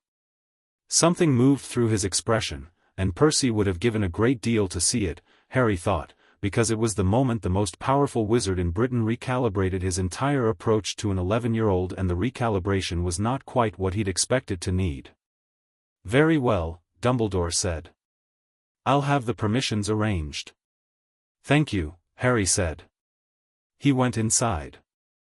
McGonagall watched the door close behind him and then turned to Dumbledore with the expression of someone who had thoughts and was deciding whether this was the right moment for them. "Don't," Dumbledore said quietly. "I wasn't going to say anything," McGonagall said. "You were." "I was going to say," McGonagall said, "that you should have spoken to him like that in September. That's all." She went inside. Dumbledore stood at the castle entrance in the October morning and looked at the lake, still that impossible blue, and held his thoughts very carefully, because Albus Dumbledore's thoughts were always his most dangerous territory. He was thinking about plans and variables and the particular difficulty of a piece refusing to stay where it had been placed on the board. He was thinking about Poseidon in the Olympian hierarchy and what resources the god of the sea could bring to bear on a situation. He was thinking about prophecy and timing and what it meant to face the thing you'd been building toward when the main variable had stopped cooperating. He was also thinking, underneath all of that and more honestly than he'd allow into the front of his mind, about a woman named Lily who had asked whose hands and been right to ask and hadn't been listened to. He went inside. The lake was blue and warm and the water moved in its deep purposeful way, and the morning went on around it, and Hogwarts, which had stood for 1,000 years and had seen things that would reorder everything, turned its ancient face toward the term ahead and waited, the way stones wait, for whatever was coming. Whatever was coming was going to be significant. The portraits knew it. The staircases moved with more urgency than usual. The suits of armor turned their empty helms in new directions when no one was watching. The castle, which was not alive in any way that could be legally confirmed but which had, over 1,000 years, developed opinions, shifted slightly on its foundations and pointed itself, the way old things point themselves, toward what mattered. Harry Potter, in the Great Hall, eating his breakfast properly for the 4th morning in a row, reached into his pocket and felt the disc warm against his fingers, and something that had been clenched tight in his chest for 11 years loosened another notch. Percy sat down across from him and immediately began a quiet, thorough briefing on the restricted section's organizational structure, which Harry listened to while eating, because Percy Weasley's briefings were extremely useful and also because they were the kind of steady, practical, you are not alone sound that Harry had learned, in the space of 1 week, to find genuinely comforting. Ron sat down beside Harry and immediately knocked over the pumpkin juice. "Sorry," Ron said. "It's fine," Harry said. He was smiling. It was fine. Chapter 4, Sons and Strategists. The restricted section smelled like old arguments. That was the only way Harry could describe it, not just old paper and preservation charms and the particular musty depth of books that hadn't been opened in decades, but something older than that, the accumulated weight of ideas that had been considered dangerous enough to lock away. Which meant they were either genuinely dangerous or genuinely inconvenient, and in Harry's experience those two things were not always the same. Madame Pants watched him with the expression she reserved for students she didn't trust with the general collection, let alone the restricted one, but Dumbledore's note was in her hand and it was apparently thorough enough that she couldn't find legitimate grounds to object. She led him to the back of the library with the energy of someone being forced at one point to do something distasteful and then stationed herself at the entrance and watched him with the vigilance of a dragon who had been told to let someone into the hoard. Harry didn't mind. He pulled the first relevant volume and sat down at the small table at the back of the restricted section, the one with the slightly unstable leg and the lamp that flickered, which was apparently the furniture they gave to students who were merely permitted rather than welcome, and started reading. The book was titled Children of the Deathless, Divine Lineage in the Ancient World and Its Magical Descendants, and it had been written in 1743 by a witch named Cassandra Fairweather who had clearly had a personal stake in the subject matter given the intensity with which she argued it. Her thesis was simple and her evidence was extensive. The gods of the ancient world were not metaphor, they were not archetype, they were not symbolic projection. They existed. They had always existed. And the children they left in the mortal world were the source of the most significant strands of magical ability in the recorded lineages of European wizard kind. Harry read for an hour without stopping. Percy arrived at the 40-minute mark with a plate of biscuits and the unspoken suggestion that Harry should eat them, sat down with his own parchment and research, and didn't talk for another 20 minutes, which was the correct approach. "Listen to this," Harry said eventually. He read aloud from Fairweather. "The child of a divine parent does not come into their inheritance gradually as a muggle-born child comes into accidental magic. Rather, the inheritance exists entire from birth, suppressed by the mortal body's limitations and the divine parent's chosen distance. When the suppression fails, through crisis, through emotional extremity, through the child's own refusal to remain bound, the inheritance does not trickle in. It arrives." He put the book down. "Arrives," Percy repeated. "All at once," Harry said. "She's describing it as a threshold rather than a spectrum. Like, you're one thing until you're not, and the crossing is fast. And you think you're at the threshold." Harry thought about the lake. About the way water had been moving toward him since Tuesday of last week. About the charms class on Wednesday where he'd accidentally made Professor Flitwick's inkwell float for 30 seconds without using his wand, which Flitwick had attributed to residual charm interference from a previous class and which Harry had accepted as an explanation without believing it for a second. About the fact that when he'd put his feet in the lake that morning the water had gone warm in a perfect circle radiating from where he sat. "I think I'm past it," Harry said. "I think the threshold was Tuesday night in the hospital wing." Percy absorbed this. "How do you feel about that?" "Brilliant," Harry said, which was not a word he used often, and the honesty of it surprised him slightly. "I feel brilliant about it. Which is strange because I've spent my whole life trying to suppress whatever this is, and apparently the suppression is done and I should probably be frightened, but I'm mostly just, it feels like standing up straight." Percy looked at him steadily. "Then stand up straight," he said. Harry nodded. He pulled another book. The first sign that his inheritance had fully arrived, undeniably, in a way that could not be attributed to residual charm interference or coincidence, happened in Transfiguration on Thursday.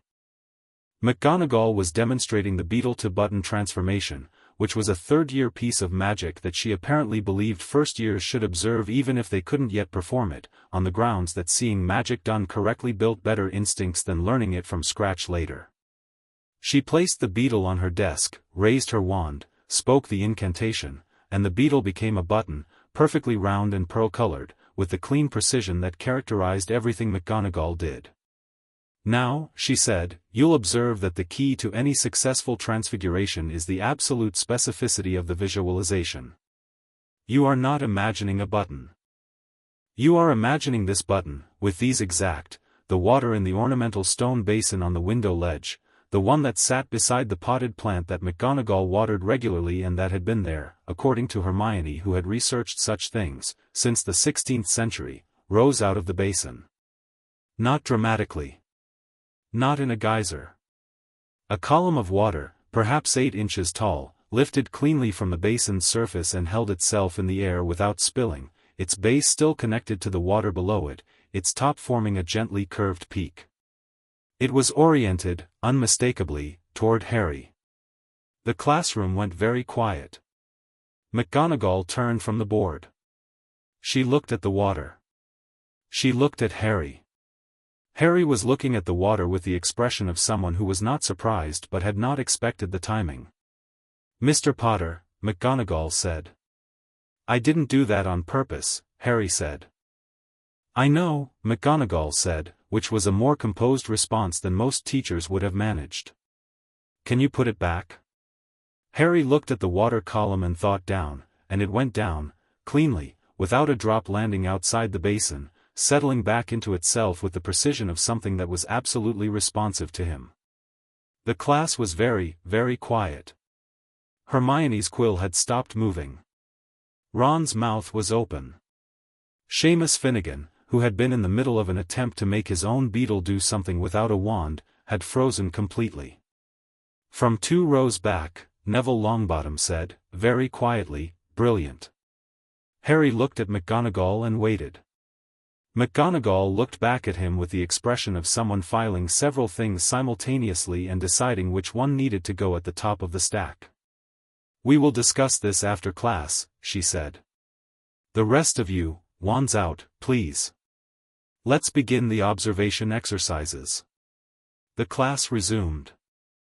Harry put his wand out and participated and did the exercises, and everything was normal except for the fact that Hermione kept looking at him sideways with an expression that said she was already composing the research list, and Ron kept looking at him with an expression that said he thought it was the best thing he'd ever seen.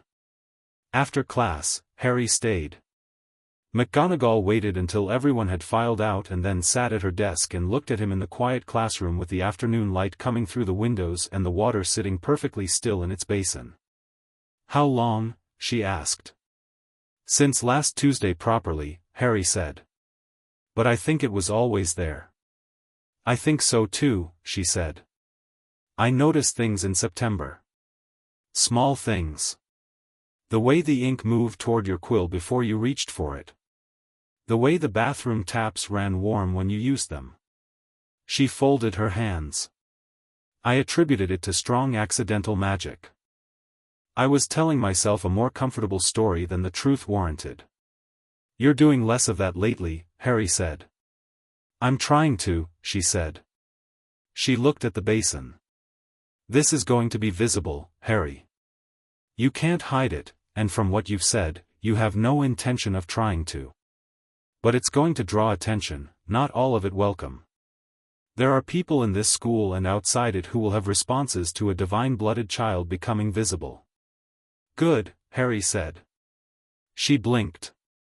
I mean it, he said. I'm done with the version of my life where I'm invisible. Whatever comes from being visible, I'd rather have that than the alternative. McGonagall studied him for a long moment. Then, what do you need from me? Exactly that, Harry said. For people to ask that instead of telling me what they've decided. She nodded once. The letter arrived on Friday morning. Not by owl, there was no owl.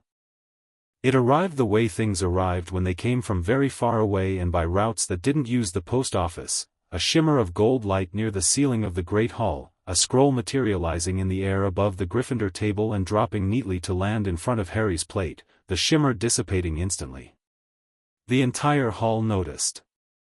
Harry picked up the scroll and felt it warm in his hands before he'd even broken the seal, which was a wave of deep blue pressed into wax the color of the sea at night.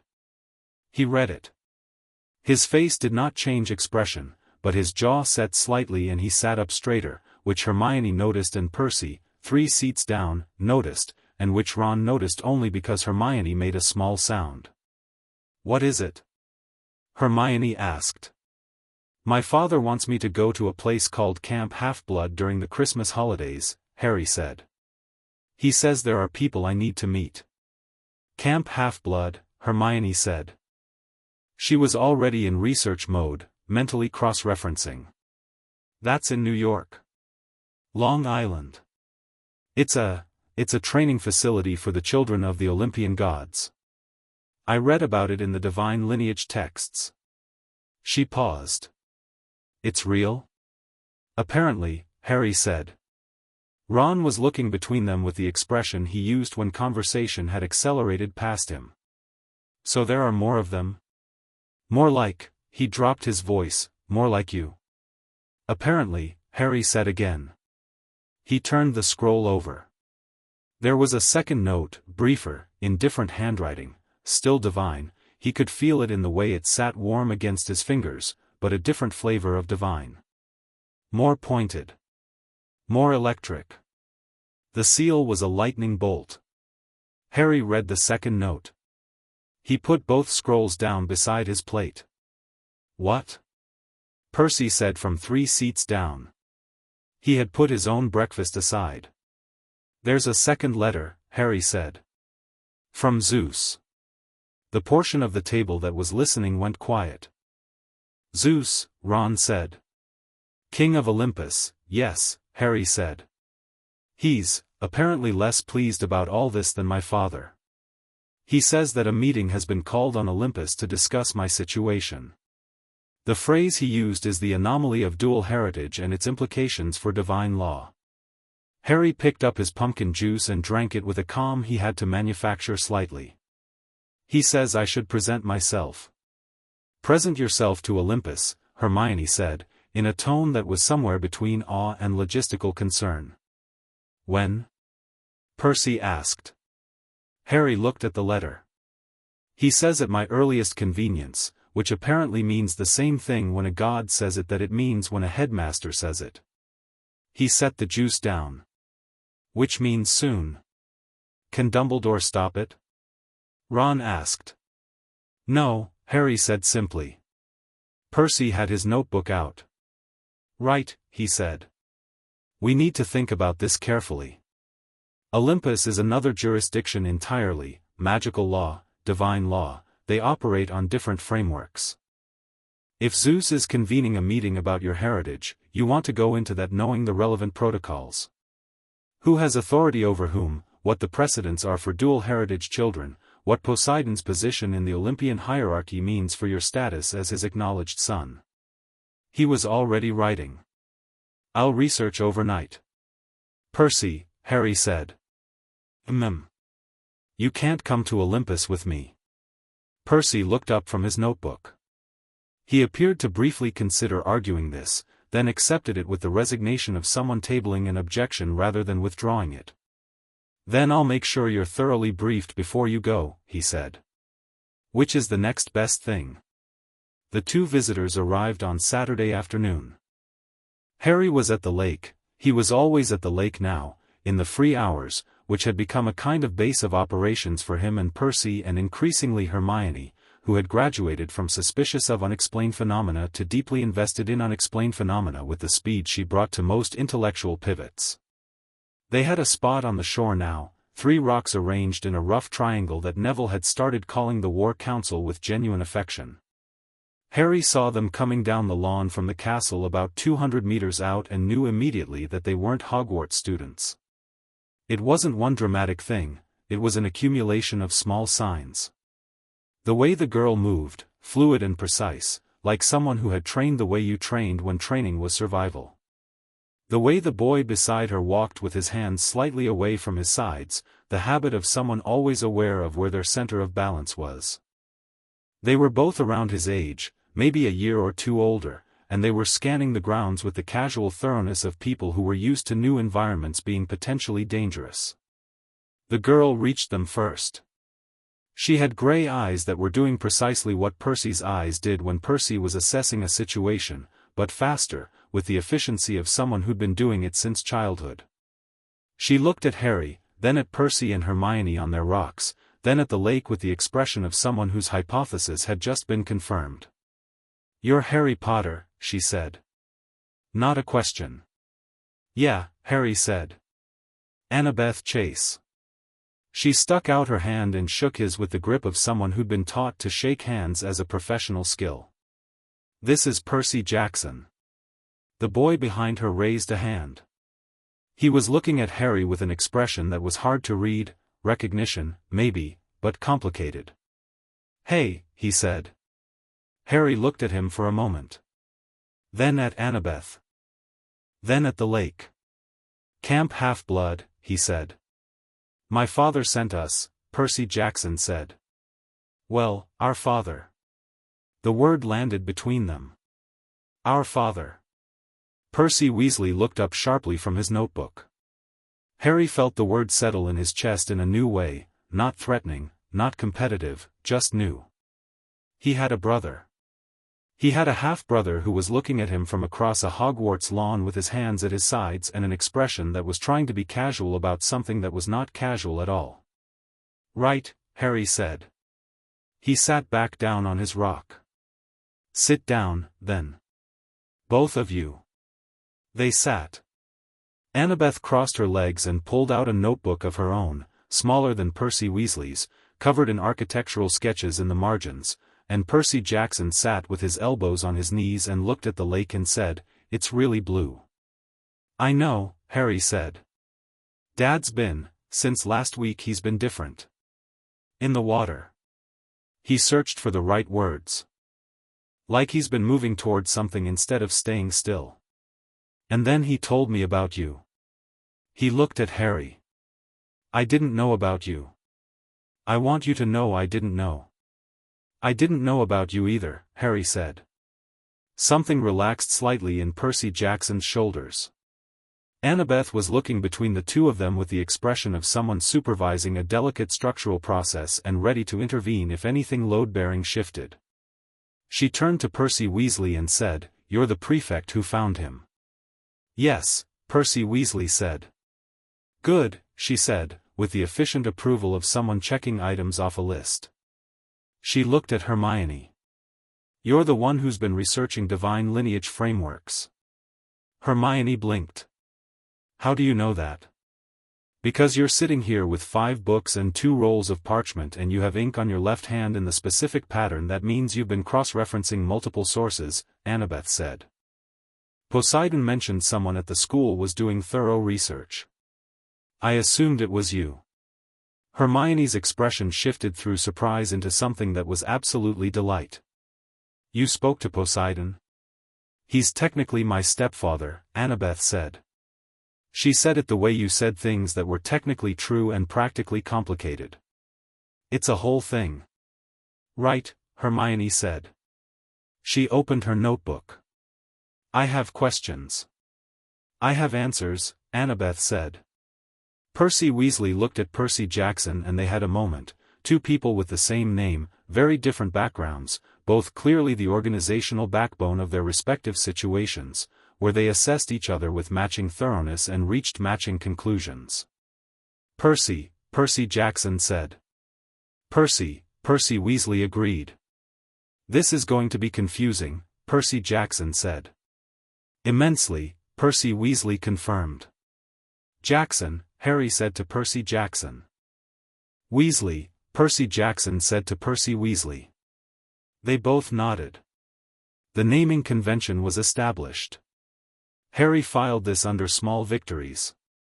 The real conversation happened after dinner, in a corner of the common room that Hermione had claimed with the strategic placement of several large books and a very pointed look at the second years who'd been considering sitting there. The fire was going and the common room was its usual evening noise, and in their corner the six of them, Harry, both Percys, Hermione, Annabeth, and Ron, who had appeared and attached himself to the group with the certainty of someone who knows when something important is happening and doesn't intend to miss it, talked properly. Annabeth laid it out with the precision Harry was already coming to associate with her. Camp Half-Blood. The gods. The structure of the Olympian world as it operated in the modern era. The children of the gods who trained there, who went on quests, who dealt with the crises that arose when divine politics spilled into the mortal world. She had a way of explaining complex things in clean lines, like architectural drawings. Here are the load-bearing elements, here are the decorative ones, here is what fails first if the foundations shift. Zeus's concern isn't primarily about Harry, she said. Or it's not only about Harry. The dual heritage thing creates a precedent question. If a child of Poseidon is also functionally a child of the wizarding world, trained there, prophecy-bound there, tied to a conflict that exists in a magical dimension Zeus has traditionally stayed out of, it creates jurisdiction overlap that the Olympians haven't had to deal with before. What does Zeus want? Harry asked. He wants to know if you're going to be a problem, Percy Jackson said, with the directness of someone who dealt with Zeus before and had a realistic view of his motivations. He'll dress it up as concern for divine law and Olympian order, but basically he wants to know if you're a variable that's going to complicate his corner of the world. And if I am? Harry said. Percy Jackson looked at him. Then you're going to need to be really clear about where you stand when you go up there. Zeus doesn't respond well to ambiguity. He responds to clarity, because he can work with clarity even if he doesn't like it. What are you going to tell him? Hermione asked Harry. Harry thought about it. He'd been thinking about it since the letter arrived, the version of the answer that was diplomatic, the version that was honest, the version that was both. He thought about what Poseidon had said, don't hide. He thought about what he'd said to Dumbledore, I'm doing this on my terms. I'm going to tell him the truth, Harry said. I'm a child of Poseidon and I was raised in the wizarding world and I'm prophecy-bound to face Voldemort. Those are facts. I'm not going to give up either part of what I am because it's inconvenient for someone else's jurisdiction map. He looked around the group. And I'm not doing it alone, which is also a fact. Percy Jackson looked at him steadily. Dad was right about you. What did he say? He said you were going to be a lot, Percy Jackson said. He meant it as a compliment. Harry almost smiled. Good. There's something else, Annabeth said. She pulled a folded piece of parchment from her notebook and put it on the cushion between them. There's movement in the Olympian world that predates this. Something stirring in domains that have been quiet for a long time. We don't know the shape of it yet, but it connects, the fact that Poseidon's chosen to acknowledge Harry publicly, the fact that it's happening now, the fact that the wizarding world's main threat is someone who deliberately separated himself from mortality. She looked at Harry. Voldemort. What do you know about how he did it? The immortality. Horcruxes, Hermione said immediately. The splitting of the soul. She opened her notes, an ancient dark magic that functions by anchoring a fragment of soul to a physical object. Technically it creates a form of undeath. The original soul never crosses into any domain of death properly. Annabeth stared at her. He has objects with fragments of soul anchored in them. Objects, yes.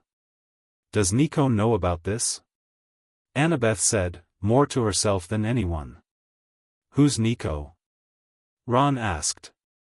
Son of Hades, Percy Jackson said. He has opinions about people who mess with death. Strong ones. Nico D'Angelo is going to have a lot to say, Annabeth confirmed, with the tone of someone who had been on the receiving end of Nico D'Angelo having a lot to say and found it more useful than comfortable. Harry looked at his half-brother across the fire-lit common room of Gryffindor Tower and felt the shape of something expanding, the edges of what this was, the scope of it. It had started as his story, his parents, his prophecy, his problem. It was becoming something else. Larger. More connected. He found he didn't mind. We need to coordinate, Annabeth said, with the practical urgency of someone who had been coordinating things since she could walk. The Olympus meeting, whatever's moving in the divine world, Voldemort's Horcruxes, Dumbledore's position, these are not separate situations. They're converging. Dumbledore is going to try to keep them separate, Percy Weasley said. He'll try to maintain distinct jurisdictions, wizarding problem stays in the wizarding world, divine matters stay with the divine. He'll argue it's safer that way. He'll be genuinely convinced of it. He's wrong, Harry said. Yes, Percy Weasley agreed. He is. So we build something he doesn't control, Harry said. He looked around the group, Hermione with her notebooks, Percy Weasley with his documentation, Percy Jackson with his easy combat readiness, Annabeth with her architectural mind, Ron who was completely out of his depth and entirely loyal. We build something that isn't his plan and isn't arranged for his purposes. A counterstructure, Annabeth said, with appreciation. A group of people who know the whole picture, Harry said. Who aren't managing information at each other. We're going to need more people, Percy Jackson said. We'll get them, Harry said. Dumbledore called Percy Weasley to his office Sunday evening. Percy had been expecting it. He'd been expecting it since Thursday, when the water column incident in Transfiguration had been reported, and then when 2 unknown visitors had been seen arriving on the school grounds on Saturday afternoon, and then when those visitors had been observed spending several hours in a parent conference with Harry Potter and several of his associates. Hogwarts' information network was efficient and Dumbledore's portion of it was more efficient still. He went. He sat in the chair across from the desk. He looked at the silver instruments on the shelves and noted that there were gaps where instruments had been removed, or replaced, since the one had shattered. Percy, Dumbledore said warmly. Thank you for coming. Of course, Percy said. I wanted to speak with you about Harry, Dumbledore said. He poured tea without asking if Percy wanted any and handed it over. I've been very glad to see you looking out for him. It speaks well of you. Thank you, Percy said. He held his tea and did not drink it.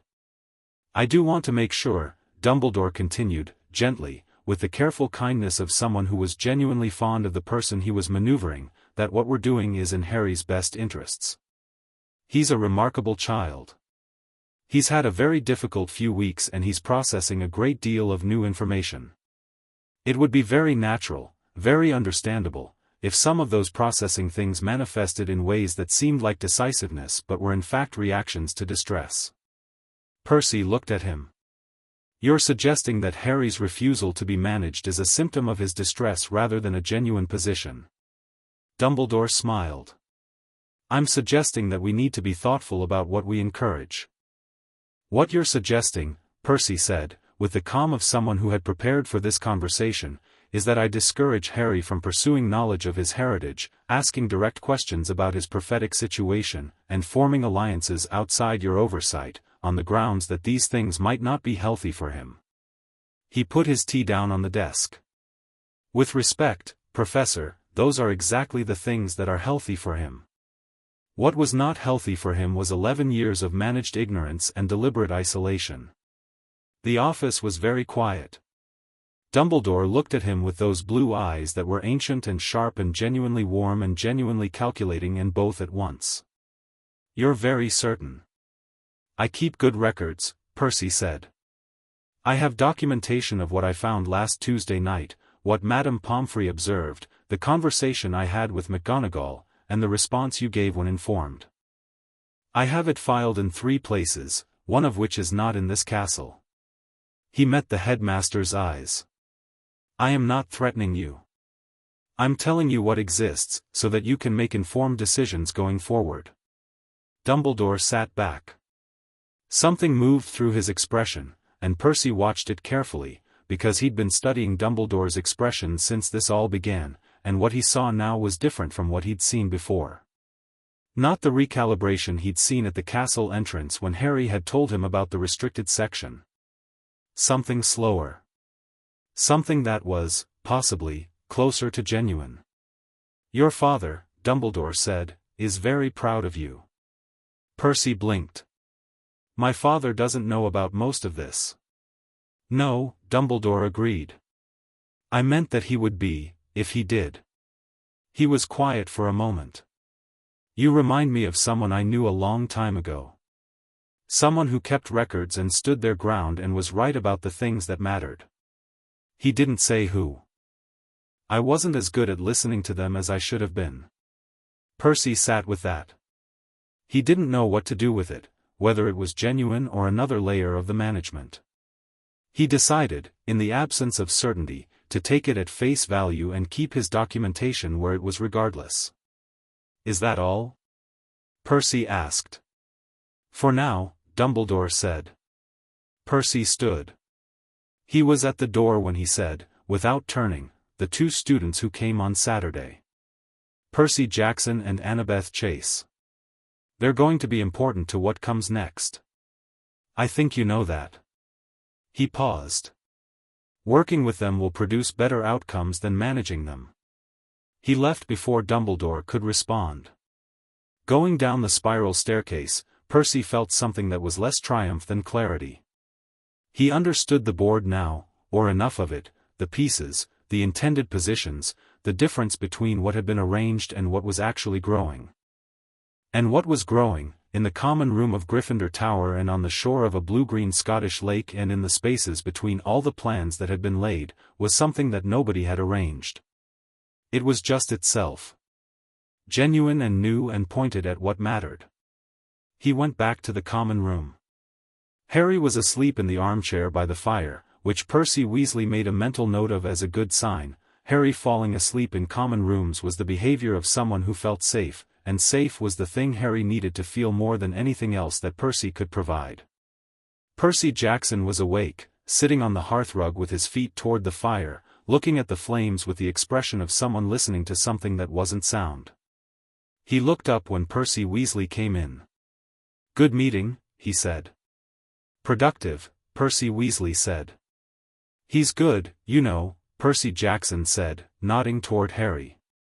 "At reading people. He read me in about 40 seconds when we arrived." "I know," Percy Weasley said. He sat in the chair across from the sleeping Harry. "He's been reading people his whole life. He had to be." Percy Jackson looked at Harry and something moved across his face, recognition again, the complicated kind. "I grew up knowing I was different," he said, "but knowing why.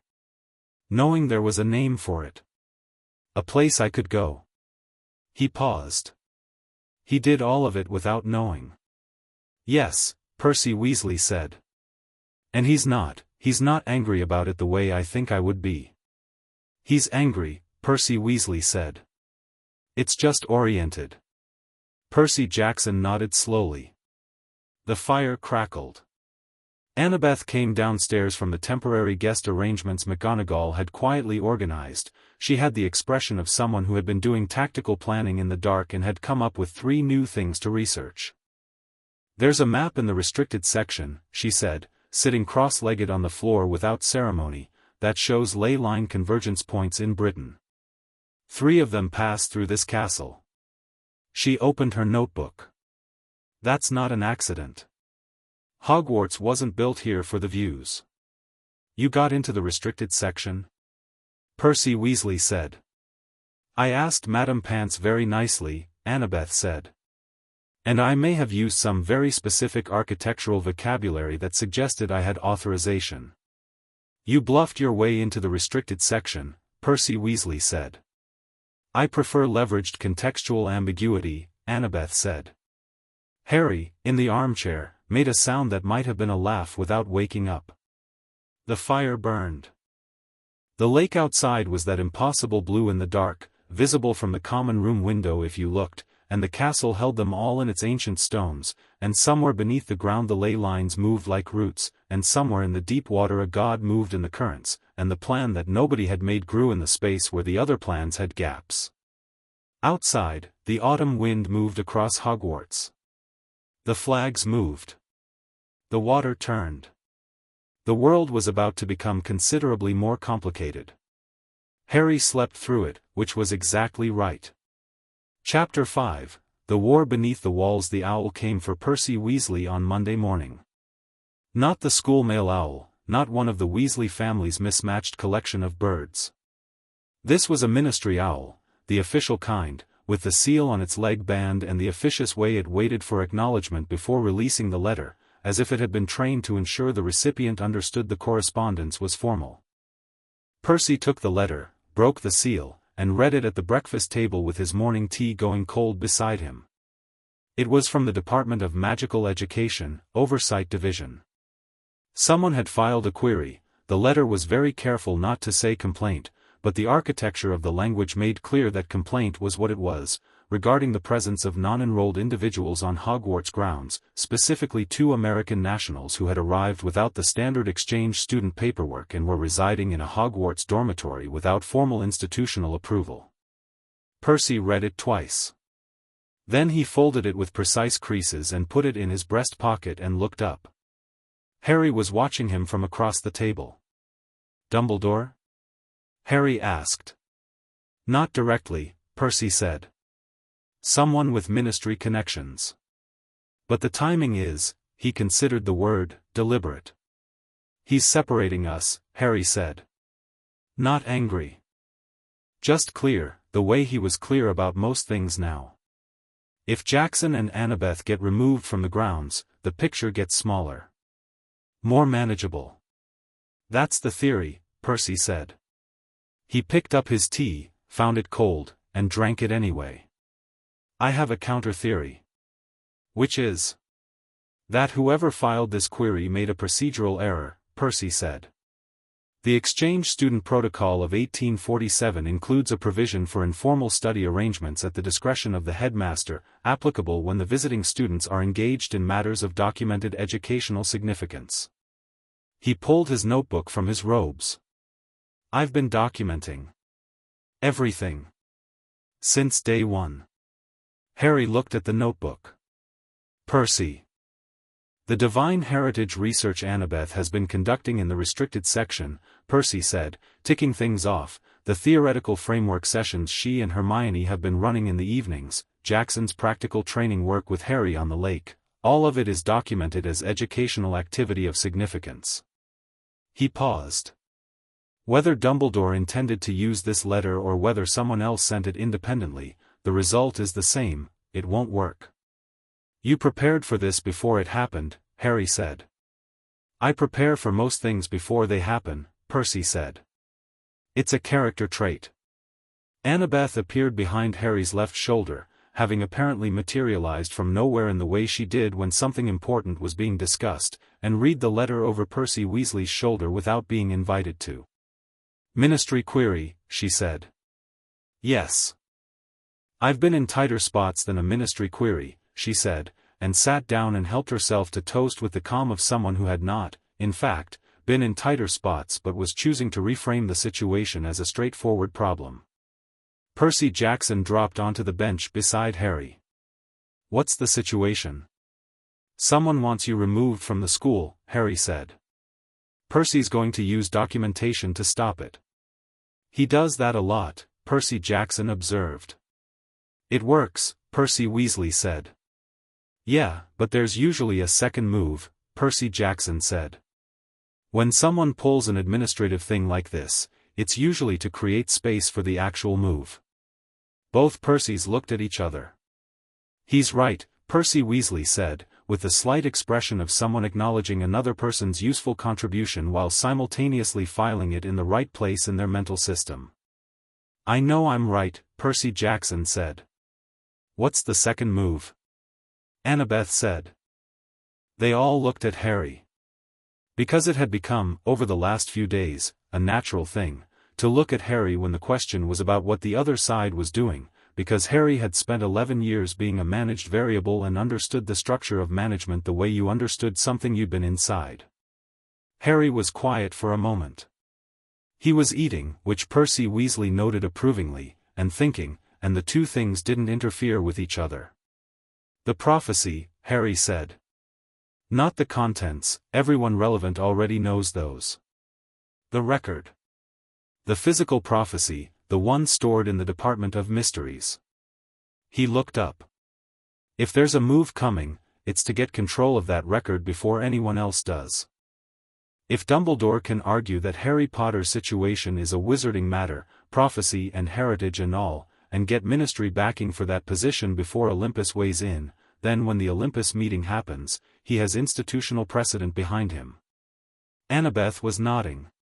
He's trying to win the jurisdiction argument before the jurisdiction argument officially starts. Yes, Harry said. Can he do that? Percy Jackson asked. He has significant ministry influence, Percy Weasley said. He's chief warlock of the Wizengamot. If he moved quickly and quietly, then we move first, Harry said. Move how? Ron asked. He'd been listening with focused attention from the end of the bench, in the mode he operated in during wizard chess when the board had gotten complicated, not lost, just quiet and watching for the line. We don't touch the prophecy, Harry said. We can't and I wouldn't. But we make the situation undeniably public before he can frame it officially. He looked at Annabeth. You have contacts. In the world outside this, in the demigod world, in whatever networks Camp Half-Blood operates through.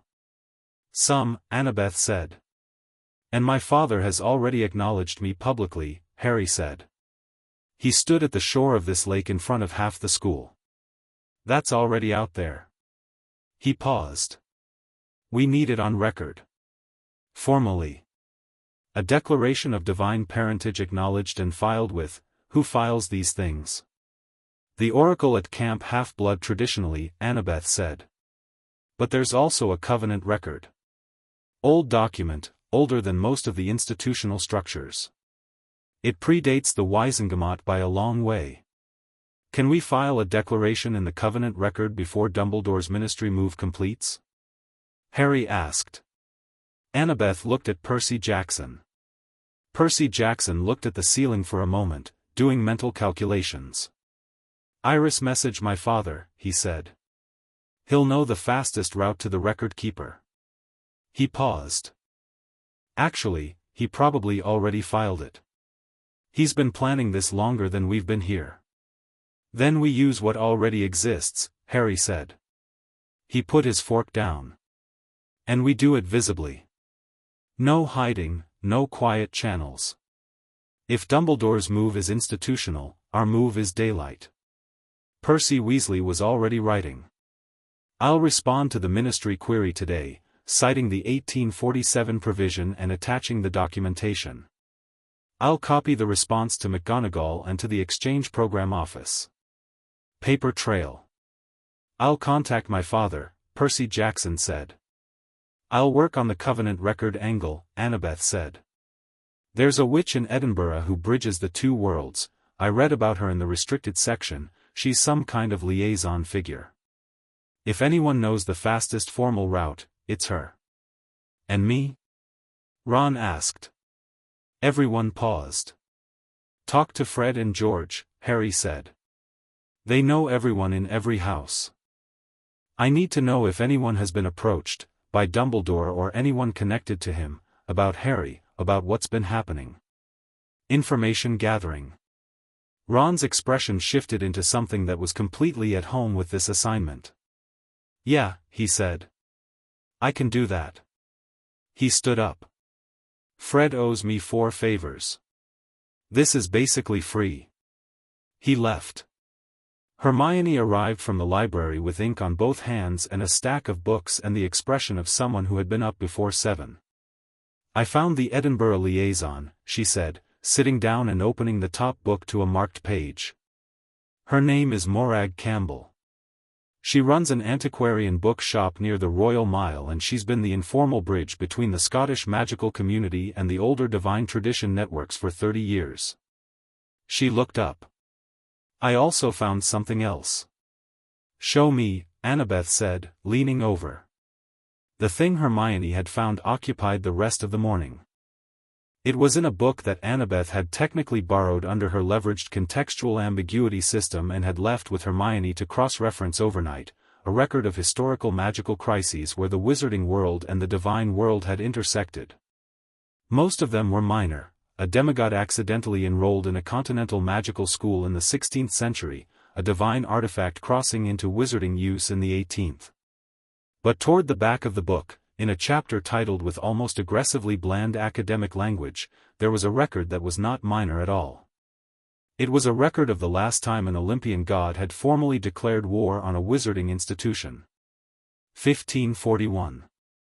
A child of Athena enrolled at what would later become Durmstrang had been subjected to experimental magic by the school's founder, magic designed to strip her of her divine heritage and make her entirely mortal. The rationale, according to the record, had been ideological. The founder believed that divine blood in a magical child created an unfair advantage that corrupted the purity of magical development. Athena had responded with the kind of precision you'd expect from the goddess of wisdom and strategy. She hadn't attacked the school. She had systematically dismantled its institutional legitimacy, the records, the affiliations, the recognitions, everything that made Durmstrang a recognized institution rather than a large building with some interesting wards. She'd done it through the Covenant record, through the ancient divine networks that predated every magical governing body in existence, and she'd done it in 18 months. Durmstrang had rebuilt. But the version of Durmstrang that existed afterward was not the version the founder had intended. Annabeth read it twice. Then she looked at Harry. This is what my father is doing, Harry said. He'd read it over Annabeth's shoulder. Not the attack version. The version where you dismantle the thing that gives someone the authority to make the decisions they've been making. He's not going to attack Hogwarts, Annabeth said. No, Harry agreed. He's going to make the argument that Dumbledore's authority over me specifically was never legitimate, and he's going to make it through every channel that exists until the institutional structure that allowed it to happen is different. He paused. Which is actually scarier, from Dumbledore's perspective. Because a direct attack you can defend against, Percy Weasley said from across the table, not looking up from his letter to the ministry. A legitimacy challenge you have to argue against. And you can only argue against it if your legitimacy is actually sound. Is it? Hermione asked. Dumbledore's legitimacy over Harry, specifically? They all thought about it. The magical guardian situation is complicated, Percy Weasley said. The Dursleys were appointed as physical guardians, but there's no formal record of Dumbledore's magical guardianship being established through proper Wisengamot channels. He operated it informally, as headmaster, as chief warlock, as the person who made the initial placement. He finally looked up. Which means his authority over Harry's situation was never properly codified. It was assumed. By everyone, including Harry. Including me, Harry said. Until it wasn't. And now that it's being challenged formally, Percy Weasley said, he can't point to a document that establishes it. He can only point to tradition and precedent and the general agreement that Dumbledore knows best. He set down his quill.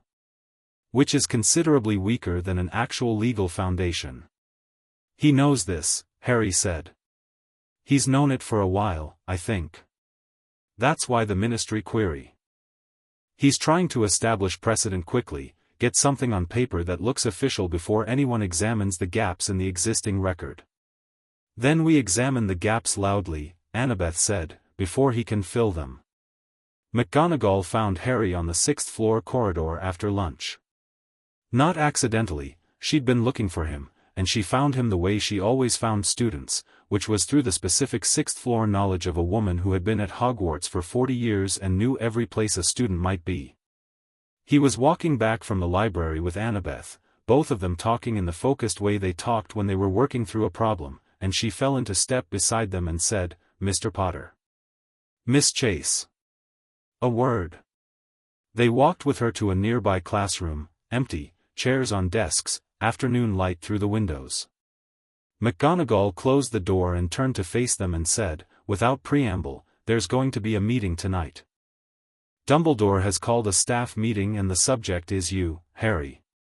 Specifically, your current associations and what the school's position should be on the presence of non-Hogwarts students on the grounds." "We know about the ministry query," Harry said. "This is separate from the ministry query," McGonagall said. "Or it builds on it. Dumbledore is going to argue for a supervised arrangement, that Harry's interactions with Camp Half-Blood contacts should be mediated through the school, that independent communication with Poseidon should be coordinated with the headmaster." She said the last part with an expression that made clear what she thought of the framing. "He'll say it's for Harry's protection." "It's always for my protection," Harry said. "Yes," McGonagall said flatly. "It is." "What are you going to say?" Annabeth asked. McGonagall looked at her. "I'm going to say what I should have said 11 years ago," she said. "That this child's welfare cannot be managed as a function of institutional convenience." She paused. "I don't know if it will be enough."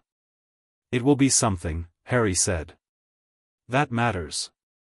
McGonagall looked at him and the complicated expression was there again, the one that lived between sorry and something else. "There's one more thing," she said. "Snape." Harry went still. "He's been watching," McGonagall said. "More than usual. He reports to Dumbledore, that's well known, but he also has other loyalties.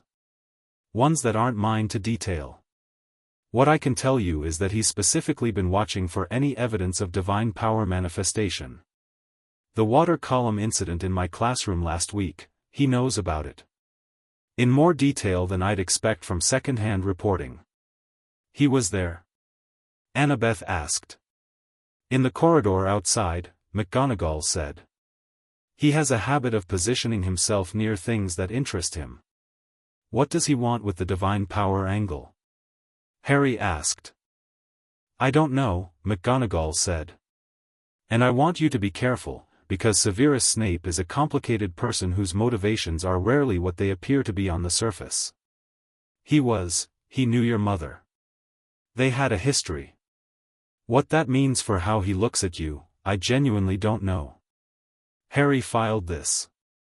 "Not with suspicion, exactly, with attention. The kind of attention you paid to variables that were unresolved." "Thank you," he said. "Don't thank me," McGonagall said, with the faint asperity that was her version of warmth. "Go and do whatever it is you've been planning. And eat something." "You walked past lunch without stopping." Harry smiled slightly. "Percy tells me that regularly." "Both of them seem to," Annabeth said. "It's clearly a sign of good character," McGonagall said dryly, and left. The lake at 4 in the afternoon was different from the lake at 7 in the morning. Less still, more inhabited, the squid had returned that morning for the first time in a week and was making up for lost time by surfacing in various unexpected places, and there were second years doing a herbology collection project along the eastern shore. But Harry's stretch of the western bank was clear, and the water was still that deep blue, and when he sat at the edge and put his hand to the surface, the water curved up to meet it. He was testing things. He'd been testing things since the Transfiguration incident, methodically and privately, with the same approach he brought to learning anything, start with what you can observe, work outward from there, don't theorize beyond the evidence. What he'd established so far, the water responded to his attention. Not just moved, responded. If he thought of it as going somewhere, it went there. If he wanted it still, it was still. It wasn't magic in the wand and incantation sense, it bypassed all of that and went straight to outcome, like a conversation between him and the water where nobody needed to speak out loud. He also knew that the scale of it was larger than what he could directly control. The lake being blue, the temperature, the deep pulse of it, that wasn't him. That was Poseidon.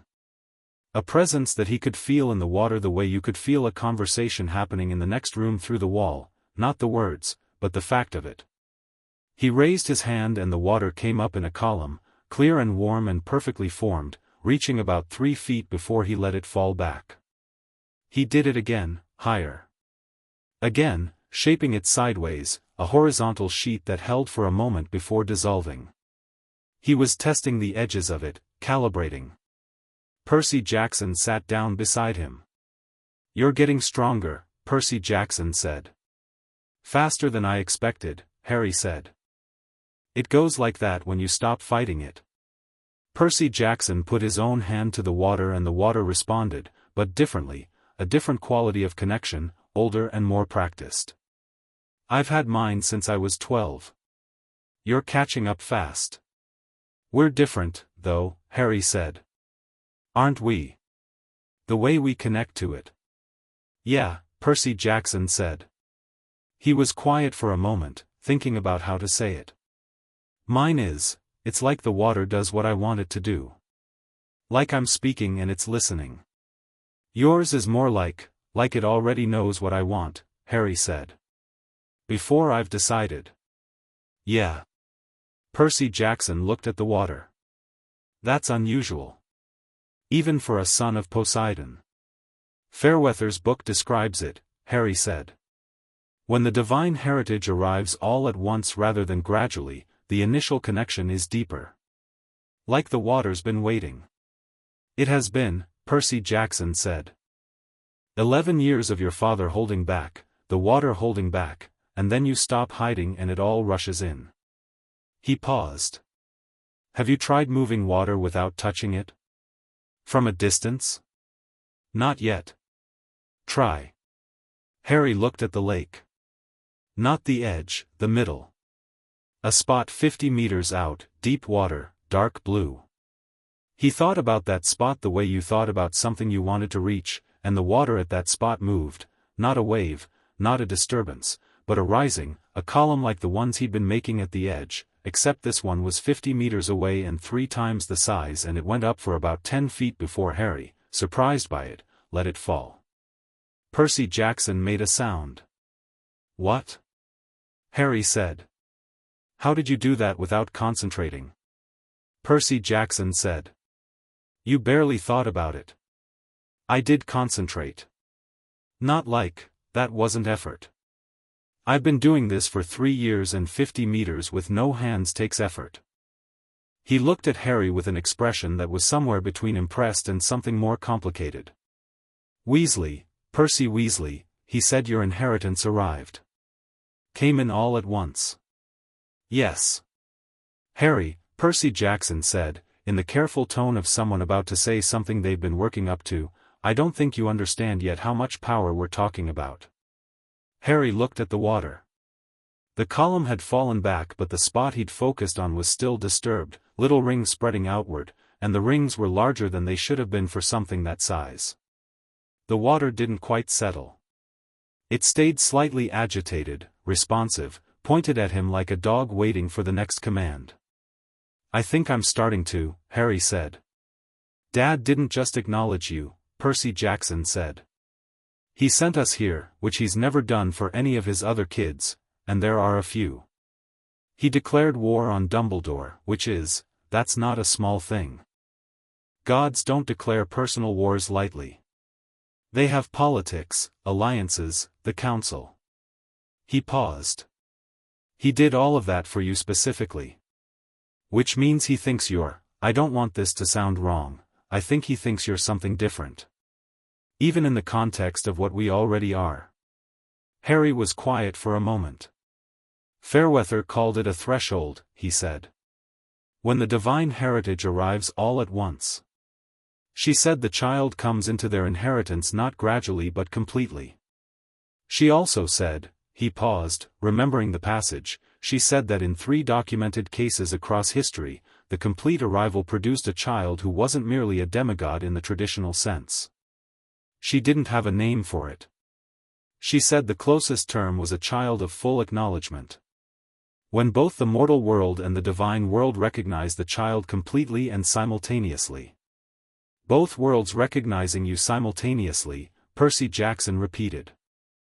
Poseidon acknowledged me publicly, Harry said. McGonagall acknowledged what I am.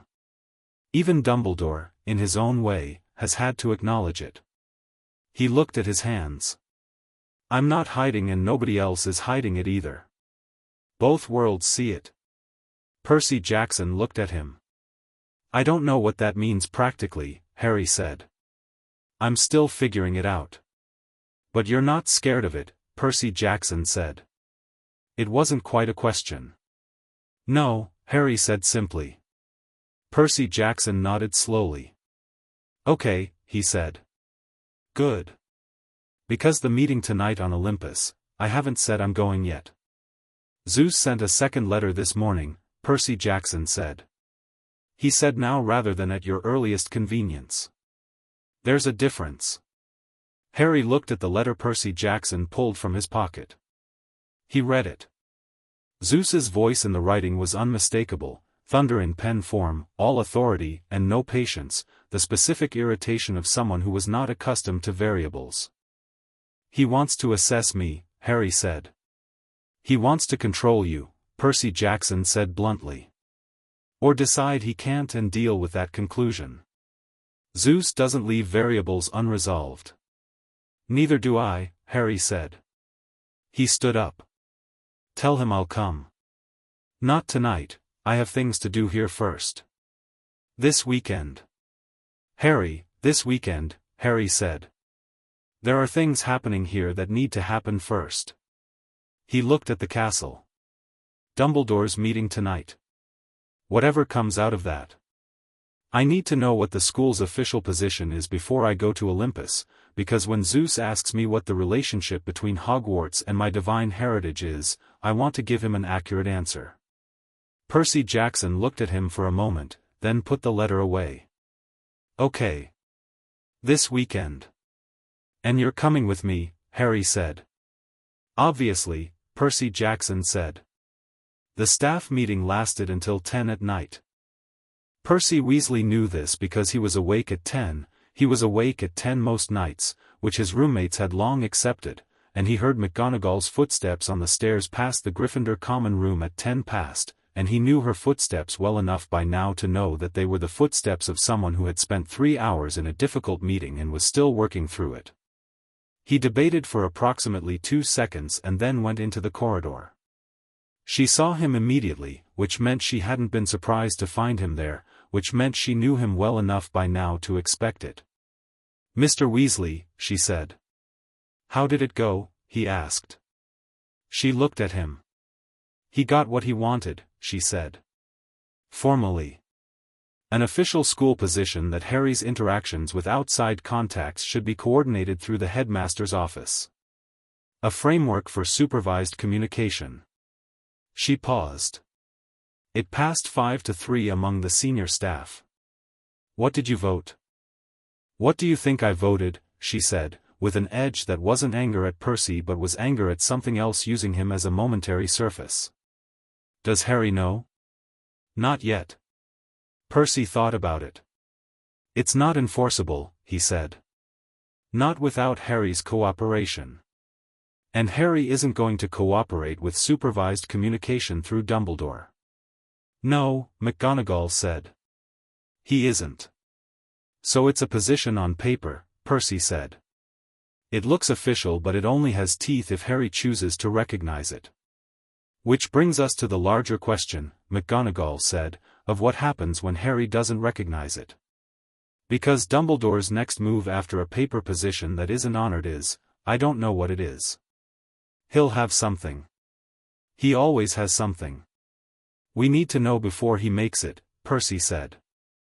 McGonagall looked at him, and for a moment the professional structure of their relationship dissolved completely, and she looked at him the way one person looked at another when they were both facing the same difficult thing with imperfect tools. I'll try to find out, she said. Carefully. I know, Percy said. Thank you. She went. Percy went back to his dormitory and lay down and stared at the ceiling. Dumbledore had gotten his paper position. It was flimsy, but it existed. And it would matter to some people, not Harry, not any of them, but to the ministry officials who would look at it and see official school policy. It was a brick in the wall of legitimacy he was building. They needed to get to Olympus before that wall was complete. Percy got out his notebook and wrote everything down. Then he went to sleep, because documentation required a clear head and a clear head required rest, and Percy Weasley was nothing if not methodical about the foundations of effectiveness. Wednesday morning, the castle shook. Not an earthquake, not the deep geological shift that Percy Weasley, lying on his back staring at the ceiling, would later find the right word for. More like a resonance, a deep harmonic vibration that you felt in your sternum rather than your feet. The windows in the dormitory rattled for 3 seconds and then stopped. The portraits were immediately vocal. Percy was in the corridor before anyone else from his dormitory, and Harry was coming from the boys' dormitory stairs at the same moment, fully dressed, which meant Harry had been awake too. Behind Harry were both Percys. Percy Jackson had been sleeping in a transfigured cot in the corner of the boys' dormitory, which McGonagall had arranged with the expression of someone making a temporary exception that was technically within the rules, and Annabeth, who appeared from the direction of the stairs with her hair still braided from sleep and a notebook already in her hand. That wasn't a natural resonance, Annabeth said.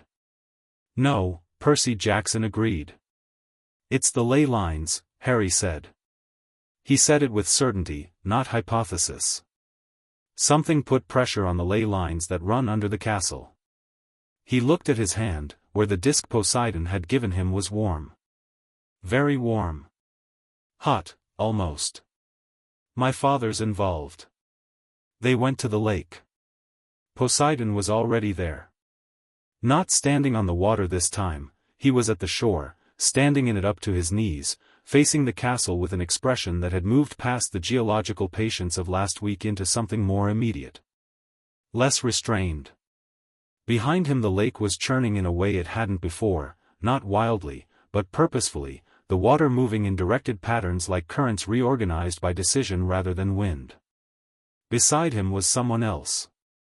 A woman, tall and gray-eyed, who stood on the shore with her arms folded and the expression of someone who had seen a great many things in a very long time and was currently revising her assessment of this particular situation. She wore armor that was somehow modern and ancient simultaneously, and her presence on the shore of the Hogwarts lake had the quality of a tectonic event, not because she was loud but because she was certain in a way that changed the pressure of the air around her. Annabeth went very still beside Harry. Lady Athena, she said. Athena looked at Annabeth with the expression of a parent who is pleased and would die before admitting it readily. Annabeth. What's happening? Percy Jackson asked his father. Something moved in the castle last night, Poseidon said. His voice was controlled but the water behind him was less so, and the discrepancy said more than the words. A magic I recognize. Old magic, binding magic. Someone placed a ward in the ley line intersections under the castle. New ward? Harry asked. Placed last night, Poseidon said. After midnight. After the staff meeting, Percy Weasley thought. What does it do? Annabeth asked. Athena answered. It's subtle, she said. Not an attack ward. Not a containment ward, technically. It's a channeling ward. It directs power flowing through the ley lines, specifically power of divine origin, toward the castle's own ambient magic rather than allowing it to reach a specific person. She looked at Harry when she said specific person. It weakens the connection, Harry said. It dampens it, Athena said. If maintained and reinforced over time, it would progressively reduce the responsiveness of your divine inheritance. She paused. It would not eliminate it. But it would make it manageable. The word landed like a stone. Manageable. Harry looked at the castle. His expression was very still. Beside him, Percy Weasley had his notebook out and was writing with a stillness that was not calm but was channeled and focused and entirely purposeful. Snape, Harry said. I don't know who placed it, Poseidon said. I do, Harry said. Or I know who had the knowledge and the access. He remembered McGonagall's warning. He'd been waiting for the watching to become something active. He knew your mother, McGonagall had said. And someone who had known Lily Potter, who had spent years watching her divine adjacent power develop and integrate with her magical ability, who was exceptionally skilled in precisely this kind of layered, subtle, long-term magic. Can you remove it? Harry asked Poseidon. Yes, Poseidon said. Don't, Harry said. Everyone looked at him. Not yet, Harry said. If you remove it now, whoever placed it knows we found it and knows we can counter it, and they do something else. Something we don't find. He looked at Poseidon. How long before it starts having significant effect? Weeks, Poseidon said. At minimum. Then we have time, Harry said. We have time to find out if Dumbledore ordered it or if Snape did it independently. We have time to go to Olympus. We have time to make the public record case. And then we remove it in a way that's visible, that happens as part of the larger move, where it means something. Poseidon studied him. You're playing it strategically. You said don't hide, Harry said. I'm not hiding. I'm timing. He paused. Is that all right?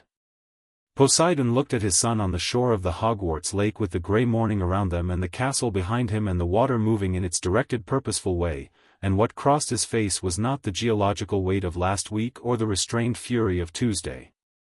It was something simpler, something that had nothing of divine scale in it. Yes, Poseidon said. That's all right.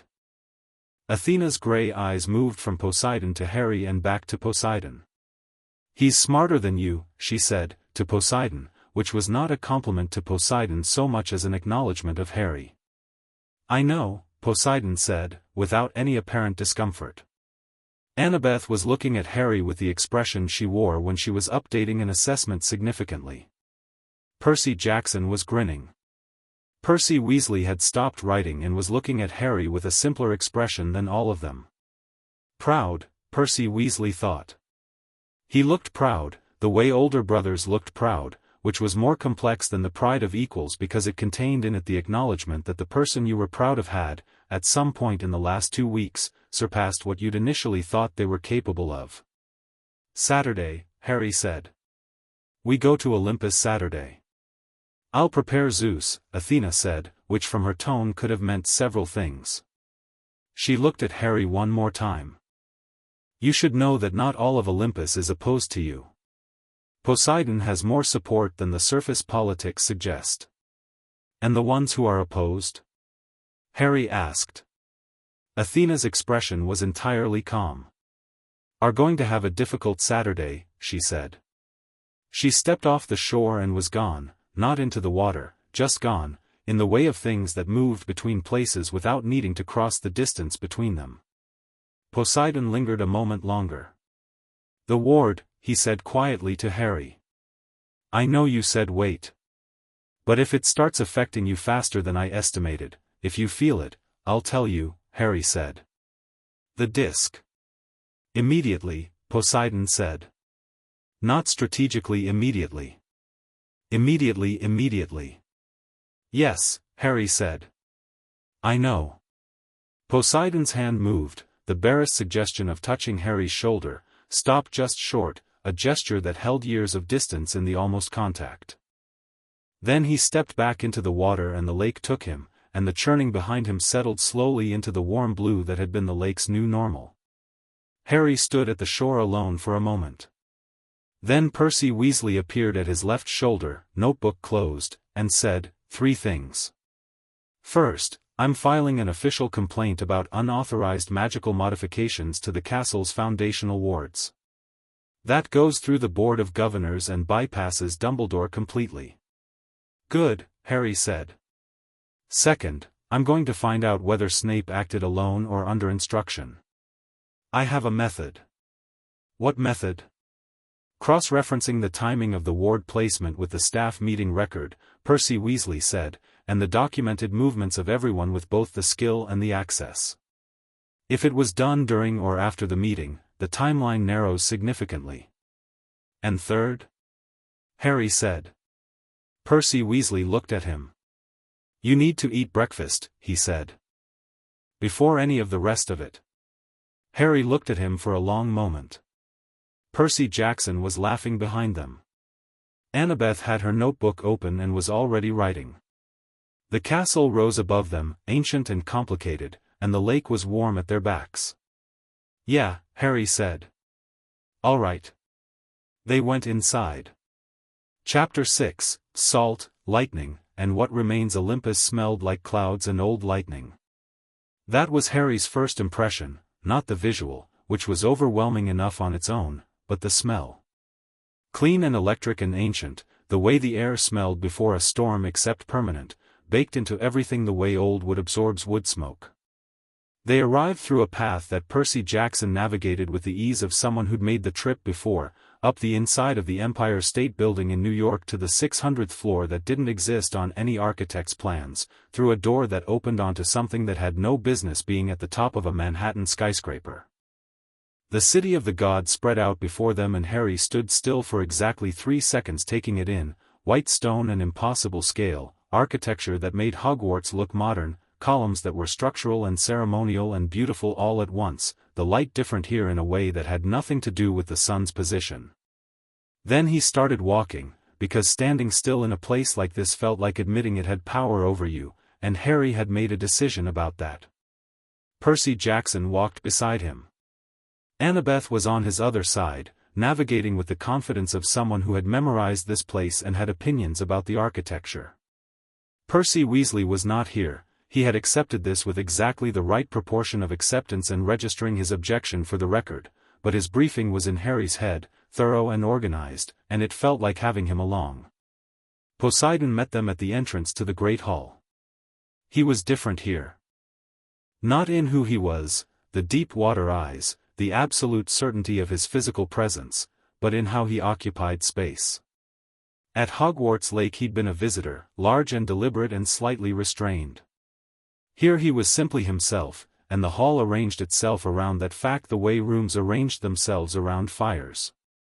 He looked at Harry, and something in his face was both warmer and more composed than it had been at the shore, the way people were when they were on their own ground. "Ready?" he said. "Yes," Harry said.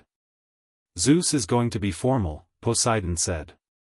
"He does formal when he wants to establish dominance. Don't let the ceremony impress you into submission, it's designed to." "I know what it's designed to do," Harry said. Poseidon's mouth moved. "Yes," he said. "You would." They went in. The Olympian Council chamber was large enough that Harry's initial instinct was to look for the ceiling and find it at a distance that made the roof more theoretical than architectural. 12 thrones arranged in a great semicircle, each one different, no two the same material or scale, each one saying something about its occupant the way clothing said things about people who knew how to use it. Several were occupied. Several more filled as they entered, the gods arriving with the particular unhurriedness of people who controlled time rather than submitted to it. Harry walked to the center of the chamber and stood there and did not look small. Zeus was unmistakable. Not because of the throne, which was the most imposing, white marble and gold that generated its own light, but because of the quality of his attention, which was the attention of someone accustomed to every eye in the room finding him first and who had organized his entire identity around that fact. He was large, broad, with the kind of authority that wasn't earned in the way human authority was earned but was structural, built into the composition of things. He looked at Harry the way you looked at a variable you'd been told was manageable but weren't certain of. Harry Potter, Zeus said. His voice had weather in it, not metaphorically. Yes, Harry said. Son of Poseidon, Zeus said. And of the wizarding world, apparently. Both of those are accurate, Harry said. A low sound moved through the assembled gods. Not hostile, exactly. The sound of people who found something interesting and were trying to decide whether interesting was the same as welcome. We have convened, Zeus said, to address the question of your status. A child of dual heritage, divine on one side, magical on the other, presents a question of jurisdiction that has not been formally addressed in the Olympian Covenant. He leaned forward slightly. There is a prophecy that binds you to a wizarding conflict. There is a divine acknowledgement that binds you to Olympus. There is a war declared in your name by your father that implicates Olympian politics in a wizarding matter. His voice remained measured, but there was thunder underneath it.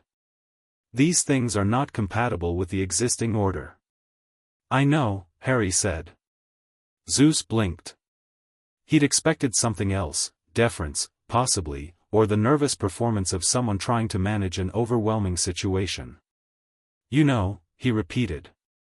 They're not compatible with the existing order, Harry said, because the existing order didn't account for me. Which isn't my problem to solve by making myself fit the order. That's the order's problem. The sound in the chamber changed quality. Not louder but different, sharper. Harry felt Poseidon's presence behind him like a warm current and didn't look back. The Covenant, Zeus began, predates the wizarding world's current institutional structure by a significant margin, Harry said. Which means the jurisdictional conflict you're describing isn't a conflict in the Covenant.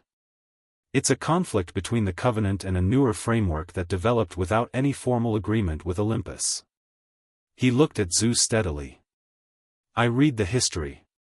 The last time there was a jurisdictional overlap, Athena resolved it through the Covenant record. The same Covenant record where my father filed my acknowledgement last week. A pause. Athena, from her throne, had an expression that was not visible emotion but was the specific stillness of someone watching something develop as expected. You've done your research, Zeus said.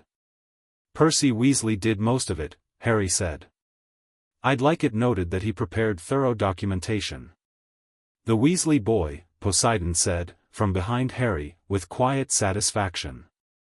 The point, Harry continued, is that I'm not here to petition for a place in your structure. I'm here to establish what I am and what I'm doing, as a courtesy, because I was invited and because I respect the Covenant even if I'm a complication in it. He kept his eyes on Zeus. I'm a son of Poseidon. I'm a wizard. I'm bound by a prophecy to face Voldemort, which is what I will do, on my own terms. None of these things are negotiable. None of them are going away because they're inconvenient for existing categories. Zeus looked at him for a long moment. You're very certain for someone who is 11 years old, he said. I was 11 when I got here, Harry said. I'm not sure that's still entirely accurate. Another sound from the assembled gods, and this one had something almost like amusement in it, cautious and surprised. Hermes, on his throne, was definitely smiling. Artemis had straightened slightly with the expression of someone revising an expectation upward. Even Ares, who had been looking at Harry with the calculated hostility of someone who decided in advance to have a problem with him, looked fractionally less certain. The declaration of war, Zeus said. The thunder in his voice found its edge. Your father has declared war against a wizarding institution. Whatever the justification, this implicates Olympus in a conflict we have no formal position on. He declared war on one person's authority over me specifically, Harry said. Not on the wizarding world. Not on Hogwarts. On the framework that allowed a child to be placed in dangerous conditions and kept ignorant of his heritage in the service of someone else's plan. He paused. If Olympus has a problem with a father declaring war when his 11-year-old son was being systematically mistreated, that's an interesting position to defend publicly. Silence. Zeus's jaw tightened. "He's right," said a voice from one of the thrones Harry hadn't looked at yet, and when he found the speaker it was a god he hadn't identified, seated quietly, with dark eyes and a silver skull ring and an air that was not threatening but was very aware of death in the way that only someone intimate with it could be. "The declaration is defensible," the god said. "I defend it, and my domain is more concerned with people leaving the living than with protecting the structures they leave behind." Hades, Harry realized. "My brother," Poseidon said, "makes a fair point." Zeus looked at Hades with the expression of someone who had been expecting an alliance against him and was recalculating. The three brothers in the same chamber, Harry realized, and the dynamic between them was old and complex and not entirely hostile, more like a long-standing argument that had found a moment of unexpected alignment. "The war declaration stands," Poseidon said.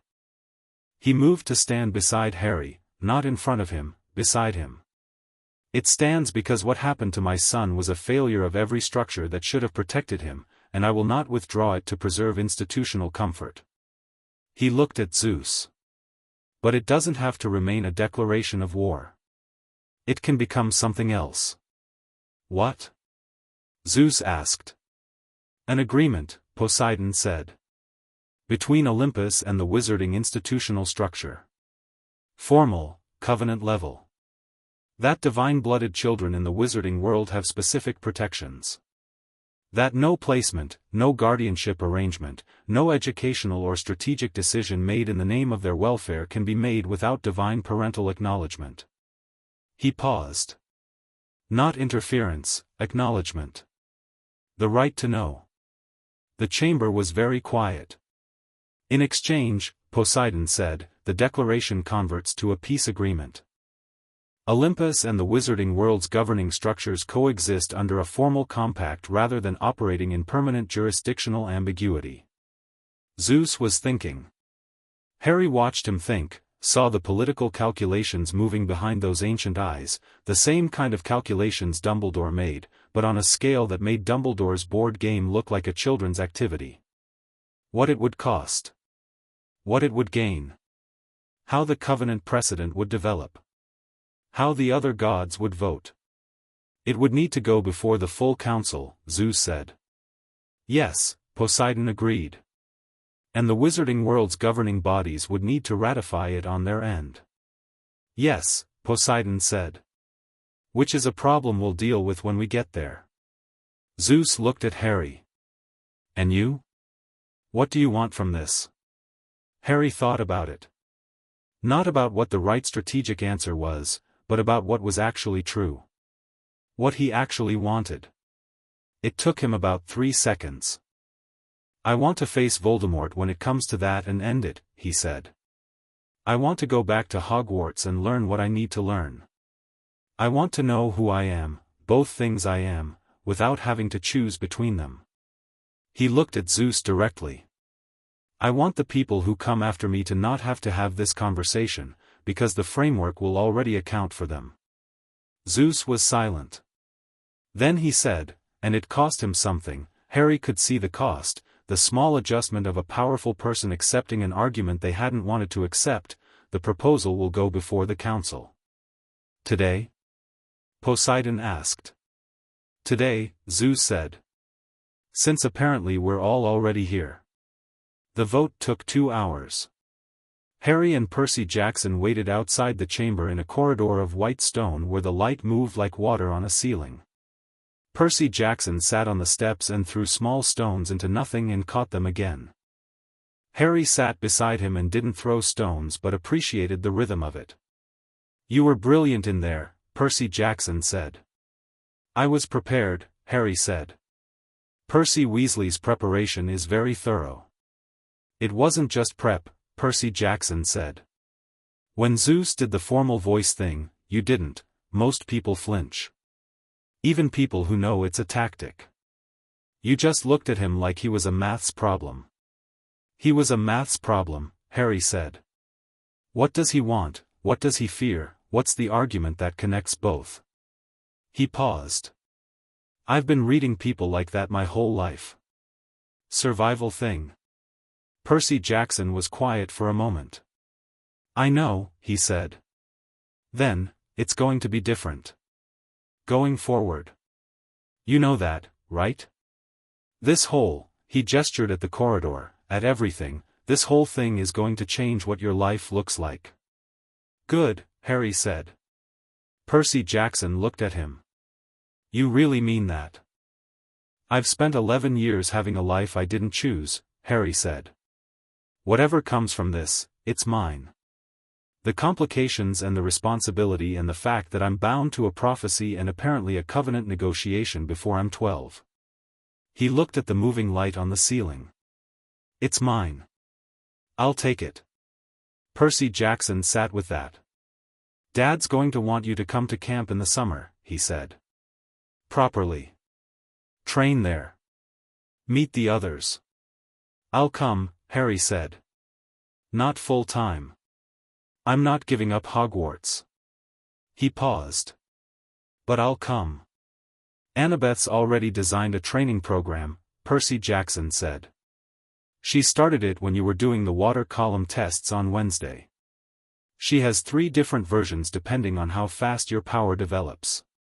Of course she has, Harry said. She likes you, Percy Jackson said. She doesn't say it like that. She said you had a logical mind and an unusual instinct for tactical geometry, which from Annabeth is approximately equivalent to sending flowers. Harry almost smiled. I like her too, he said. She doesn't manage information. She just tells you things. That's the highest compliment you give people, Percy Jackson observed. Is it obvious? Little bit, Percy Jackson said. The door to the chamber opened and Athena came out, and behind her the sound of the assembled council coming to its feet. She looked at Harry with those grey eyes that saw too much and said, "The proposal passes, 14-1. Who voted against?" Percy Jackson asked. Ares, Athena said, without surprise. Of course, Percy Jackson said. He'll come around, Athena said, which from her tone meant she'd make sure of it. She looked at Harry. You have a formal covenant status now. Divine acknowledgement, recorded and ratified. Your father's declaration converts to a peace compact, conditional on wizarding ratification within 1 year. She paused. The compact gives your father standing in any decision made about your welfare in the wizarding world. Formal standing. Legally binding under divine law. And under wizarding law? Harry asked. That, Athena said, is a subsequent problem. One that a certain obsessively documented 5th-year prefect is probably already preparing for. They arrived back at Hogwarts at 3 in the afternoon on Saturday. The castle looked the same from the outside. Grey stone and October clouds and the flags moving in the wind. The lake was still blue. The squid was doing something near the center that involved considerable splashing and was presumably recreational. Harry stood at the gates for a moment. Percy Weasley was at the gates. Of course he was. Well? Percy said. Covenant status, Harry said. Formal divine acknowledgement, ratified by the full council. Peace compact conditional on wizarding ratification. He paused. 14-1. Percy opened his notebook and wrote for approximately 15 seconds without stopping. Then he closed it. Right, he said. I've been busy while you were gone. Tell me. They walked up the path toward the castle, the 3 of them, Harry, Percy Jackson, Percy Weasley, and Percy Weasley talked with the efficient speed of someone who had been waiting to deliver a briefing and was making up for the wait. He'd filed the Board of Governors' complaint about the unauthorized ward modification. The board had appointed an investigator, not Dumbledore's preferred choice, but a neutral party from the Department of Magical Accidents and Catastrophes. The investigator had arrived Friday morning and had spent 6 hours in the castle. She hadn't reported findings yet, but she'd asked for a great many specific documents. He'd cross-referenced the timing of the ward placement with the staff meeting record and the documented movements of the relevant staff. The timeline put it between 11 at night and 1 in the morning, after the meeting ended, during the window when the castle's own monitoring systems went through their standard daily reset. One person had the knowledge to exploit that window. One person had both the ley line skill and the access to the specific location. Snape, Harry said. Almost certainly, Percy Weasley said. But, and this is the part I've been sitting with, I found something else when I was cross-referencing. He paused. Snape's movements that night. He went to Dumbledore's office at 11:15. After the meeting ended. He was there for 40 minutes. Harry was quiet. It might have been about something else entirely, Percy Weasley said. I don't know what they discussed. But the timing, Dumbledore knew, Harry said. Or he asked. Or he at minimum didn't stop it. He thought about the warm certainty of Dumbledore's face at every stage of this. The genuine care and the genuine calculation, always both, always inseparable. He didn't order it the way a general orders a deployment. He had a conversation. He expressed a concern. He let Snape be Snape. He paused. Which gives him deniability while achieving the outcome. That's a significant accusation, Percy Weasley said carefully. It's a significant action, Harry said. Percy Weasley didn't argue. He wrote something in his notebook. What else? Harry asked. Hermione found something in the Covenant record cross-referenced against British wizarding law, Percy Weasley said. The compact, if it gets wizarding ratification, supersedes any informal guardianship arrangement that wasn't established through proper Wisengamot channels. He looked at Harry. Which means Dumbledore's authority over your welfare situations, the informal one he's been operating under, expires the moment ratification happens. Which he will fight, Harry said. Strenuously, Percy Weasley agreed. Through every channel available to him. Then we ratify it first, Harry said. Publicly. Visibly. Before he can build enough institutional resistance. He looked at the castle ahead of them. Annabeth said daylight is our move. We do it in daylight. How? Percy Jackson asked. Harry thought about it. About Dumbledore's strength, the warm certainty, the institutional weight, the genuine care wrapped around the calculation. About what you did with someone like that. Not attack them head-on, because their strongest ground was the ground where they were the careful reasonable protective adult and you were the chaotic disruptive element. Not undermine them quietly, because quiet moves were their domain. Truth. Daylight. Everything on the table. We call a Wisengamot hearing, Harry said. Not a complaint, not an investigation. A formal hearing on the question of divine heritage children's protections in wizarding law. I petition as a covenant-recognized divine child for formal legal status. He looked at Percy Weasley. Can we do that? Can an 11-year-old petition the Wisengamot? With a recognized divine parent's formal backing, Percy Weasley said slowly, under the ancient rites provisions, yes. I believe so. It's never been done. But the provision exists. He was already writing. Your father would need to appear as the petitioning divine party. He'll appear, Harry said. Dumbledore is chief warlock, Percy Weasley said. He presides over the Wisengamot. I know, Harry said. Which means he'll have to sit in the chair and listen to the argument he's been working to prevent. In front of every member of the governing body. He paused. He can't manage the information in a public hearing.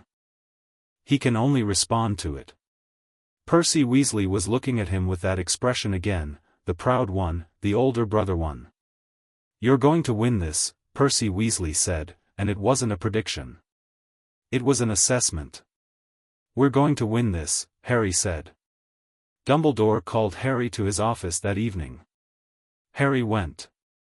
He went without preparation, without a list of points, without Percy Weasley's briefing in his ear, just himself, walking up the spiral staircase into the office that smelled like old magic and the weight of decisions.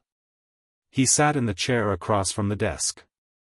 Dumbledore looked older than he'd looked a week ago. Not physically, the half-moon spectacles and the long beard and the ancient blue eyes were unchanged. But something in the composition of him was different. Like a plan that had been held very carefully and was now being held slightly less carefully because some of the joints had given way. "You went to Olympus," Dumbledore said. "Yes." "And the council ratified a compact." "Yes." "And you're petitioning the Wizengamot." Harry looked at him. "You have very good sources." "I have had very good sources for a very long time," Dumbledore said. He was quiet for a moment. "Harry. I want you to understand something, not as an argument, not as a negotiation. Just as a truth I need to say to you." Harry waited. "Everything I did," Dumbledore said, "was in service of keeping you alive long enough to face what you have to face. That is the complete and honest truth." He folded his hands. "I made decisions I would make differently now.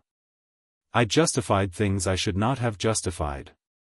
I told myself that difficulty builds strength, that the blood wards required proximity, that the greater good demanded a cost." He paused. "I told myself these things and I believed them, and I was wrong about enough of them that the difference matters." Harry sat with that. He'd expected management. He'd prepared for management. This was something different. "Are you apologizing?" Harry asked. "I am trying to," Dumbledore said. "I find it more difficult than I expected. I've been certain for so long that uncertainty feels structural." He looked at his hands. "What I know is this: you are not the weapon I shaped you to be. You are considerably more than that and considerably more complicated. And I would rather work with who you actually are than continue trying to restore a plan that you've outgrown." Harry looked at him for a long time. This was the version of Dumbledore that was hardest to navigate, not the calculating one, not the warm and managing one. The one that was genuinely sorry and genuinely meant it and was also, underneath it, still Albus Dumbledore, who would never fully stop calculating because it was as much a part of him as his eye color. "The ward on the ley lines," Harry said. Dumbledore was quiet. "I need to know if you asked for it," Harry said. "Not whether Snape chose to do it independently afterward. Whether you, in whatever conversation you had at 11:15 that night, expressed a wish or a concern that became the ward." The office was very quiet. Fawkes shifted on his perch. "I expressed a concern," Dumbledore said. "About the rate of development. About whether it was safe, for you, for the castle, I expressed a concern." He looked at Harry. "I did not order the ward. I did not know Severus would act on it in that specific way. But the concern was mine and the action followed from it." He met Harry's eyes. "I am responsible for that." "Yes," Harry said. "You are. What will you do with it?" Dumbledore asked. "Included in the Wizengamot petition," Harry said. "As documentation of exactly the kind of informal, unaccountable decision-making that the compact is designed to address." He kept his voice even. "Not to destroy you. To change the system that let you do it." Dumbledore looked at him for a long moment. Something moved through his face that had nothing of calculation in it and everything of something very old and very human, the feeling of arriving somewhere you'd been avoiding for a long time. "You are very like your mother," he said. "People keep saying that," Harry said. "I'm starting to think she must have been exhausting to disagree with." Something crossed Dumbledore's face that was, genuinely, a smile. "She was," he said. "Magnificently so." Harry stood. "The ward needs to come down," he said. "My father will remove it Monday morning. I'd like you to be there when he does." Dumbledore blinked. "You want me there?" "I want you to see it," Harry said. "Not as a humiliation. As the moment when the thing that was done gets undone, and you're present for it, and everyone can see where we are." He paused. "I think that matters." Not the secret removal. The witnessed one. Dumbledore was quiet for a long moment. "You're offering me something," he said. "I'm offering you the chance to be the person who was wrong and then did the right thing," Harry said. "That's a better story than the one where you're the person who was wrong and kept being wrong." He picked up his bag. "Think about it." He went to the door. "Harry," Dumbledore said. Harry looked back. "I will be there Monday morning," Dumbledore said. Harry nodded.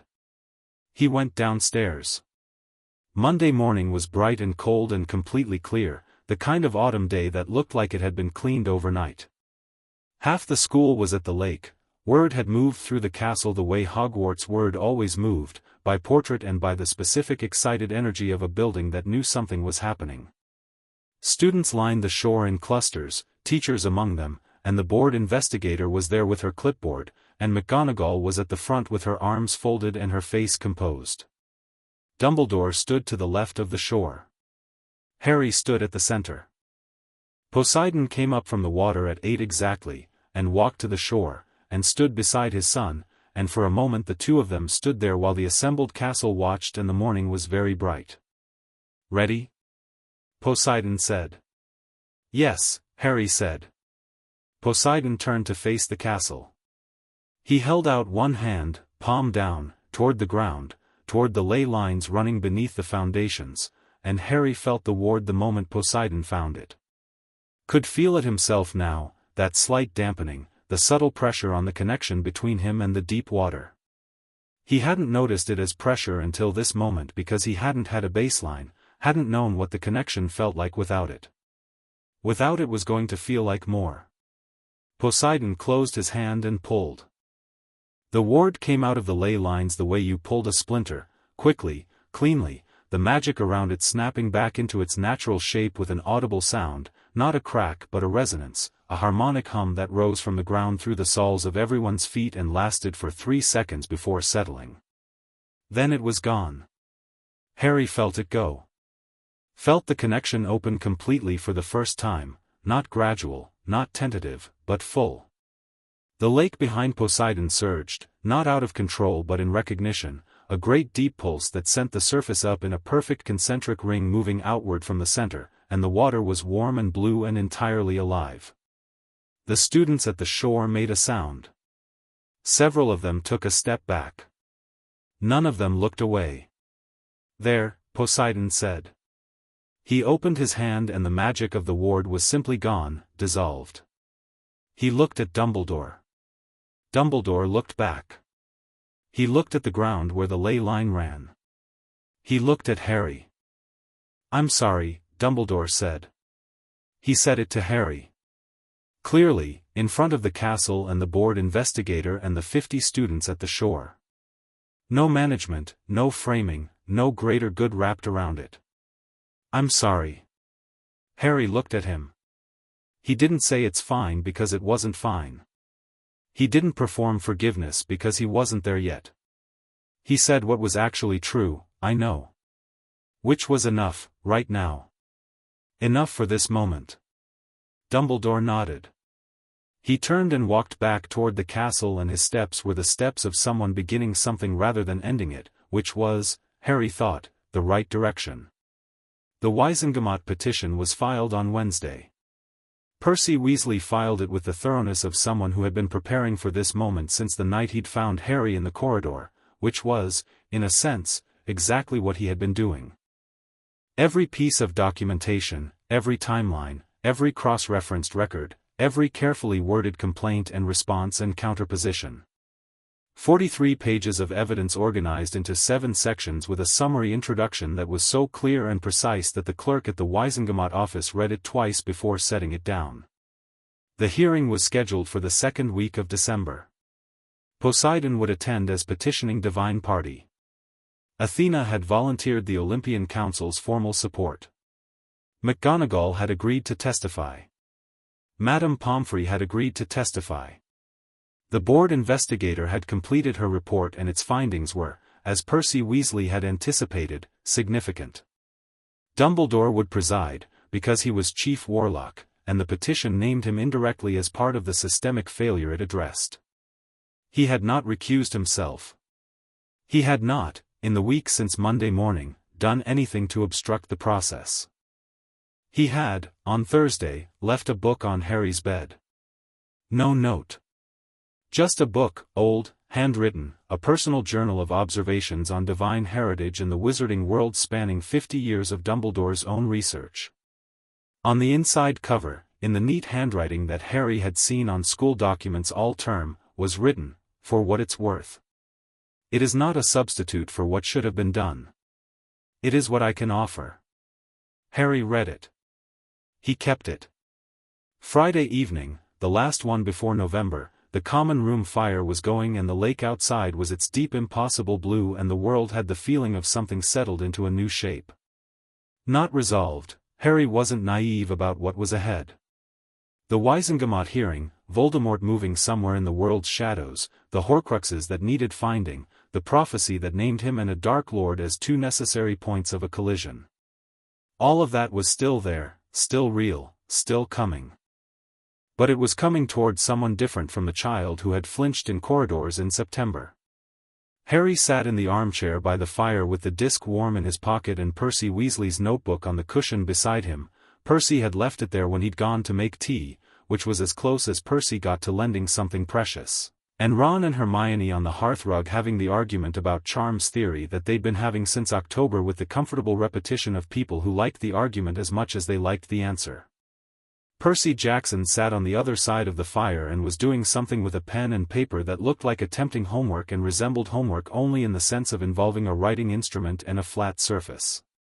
Annabeth was across from him with 3 books open and a design taking shape in her notebook that was either a structural diagram of the Olympian Compact or a floor plan for something, possibly both. "The petition needs one more thing," Percy Weasley said, coming back with tea. He set a cup beside Harry without asking. "A personal statement from you. In your own words, for the record. Not a legal statement." "A legal statement too," Percy Weasley said. "But also a personal one. Just, who you are, what happened, what you want. For the record." He sat down and picked up his notebook. "No procedure. Just true things." Harry looked at the fire. He thought about the boy in the corridor on the 4th floor with his back against the wall, applying pressure to a wound with the calm of someone who'd done it before. He thought about the hospital wing and the questions and the first time in a long time someone had asked what he needed. He thought about the lake going warm, about his father's face the first time he'd seen it, about Percy Weasley's hand held out steady in the dark. He thought about standing in the Olympian Council chamber without looking small. He picked up a quill from Percy Weasley's supply. He wrote, "My name is Harry James Potter. I am the son of Poseidon and of Lily Evans Potter. I am 11 years old and I know what I am. Both things. I am not asking for protection, I am asking for a structure that protects the ones who come after me, who deserve to know what they are without having to fight for the information. I am not a weapon and I am not a variable and I am not a problem to be managed. I am what I am, completely. This is what I want the record to show." He put the quill down. The fire crackled. The lake was blue in the dark outside. Percy Weasley read what Harry had written and said nothing for a moment. Then he said, very quietly, "That's exactly right. Think it'll hold up in the Wizengamot?" Harry asked. "I think it'll hold up everywhere," Percy Weasley said. Harry nodded. He leaned back in the armchair and looked at the ceiling of Gryffindor Tower, old stone and old magic and 500 years of people who had sat in this room and felt something worth feeling. He felt the disc warm in his pocket. He felt the connection to the deep water, open and real and completely his now, running through him like a current. "Percy," Harry said. Percy Weasley said, writing. "Thank you. For the corridor." Percy Weasley kept writing for a moment. Then he said, "You don't have to, I know I don't," Harry said. "I'm saying it because it's true." Percy Weasley's quill stopped. He said, in the voice of someone who had feelings and managed them with structure but was, in this moment, letting one of them be visible. "You're welcome." Ron knocked his pumpkin juice over. Hermione made the sound she made when Ron knocked things over, and Ron made the sound he made when Hermione made that sound, and the normal architecture of the evening reassembled itself around the moment and held it in, the way old stones held things. Outside, the lake was warm. The water moved in its deep purposeful way, directed and alive and completely unmanaged, and in its depth something vast and patient and proud moved in the currents and knew where its son was and was, for the first time in 11 years, at something approaching peace. The world ahead was complicated. It always was. But Harry Potter knew what he was. Both things. Completely. And that, it turned out, was where everything real began.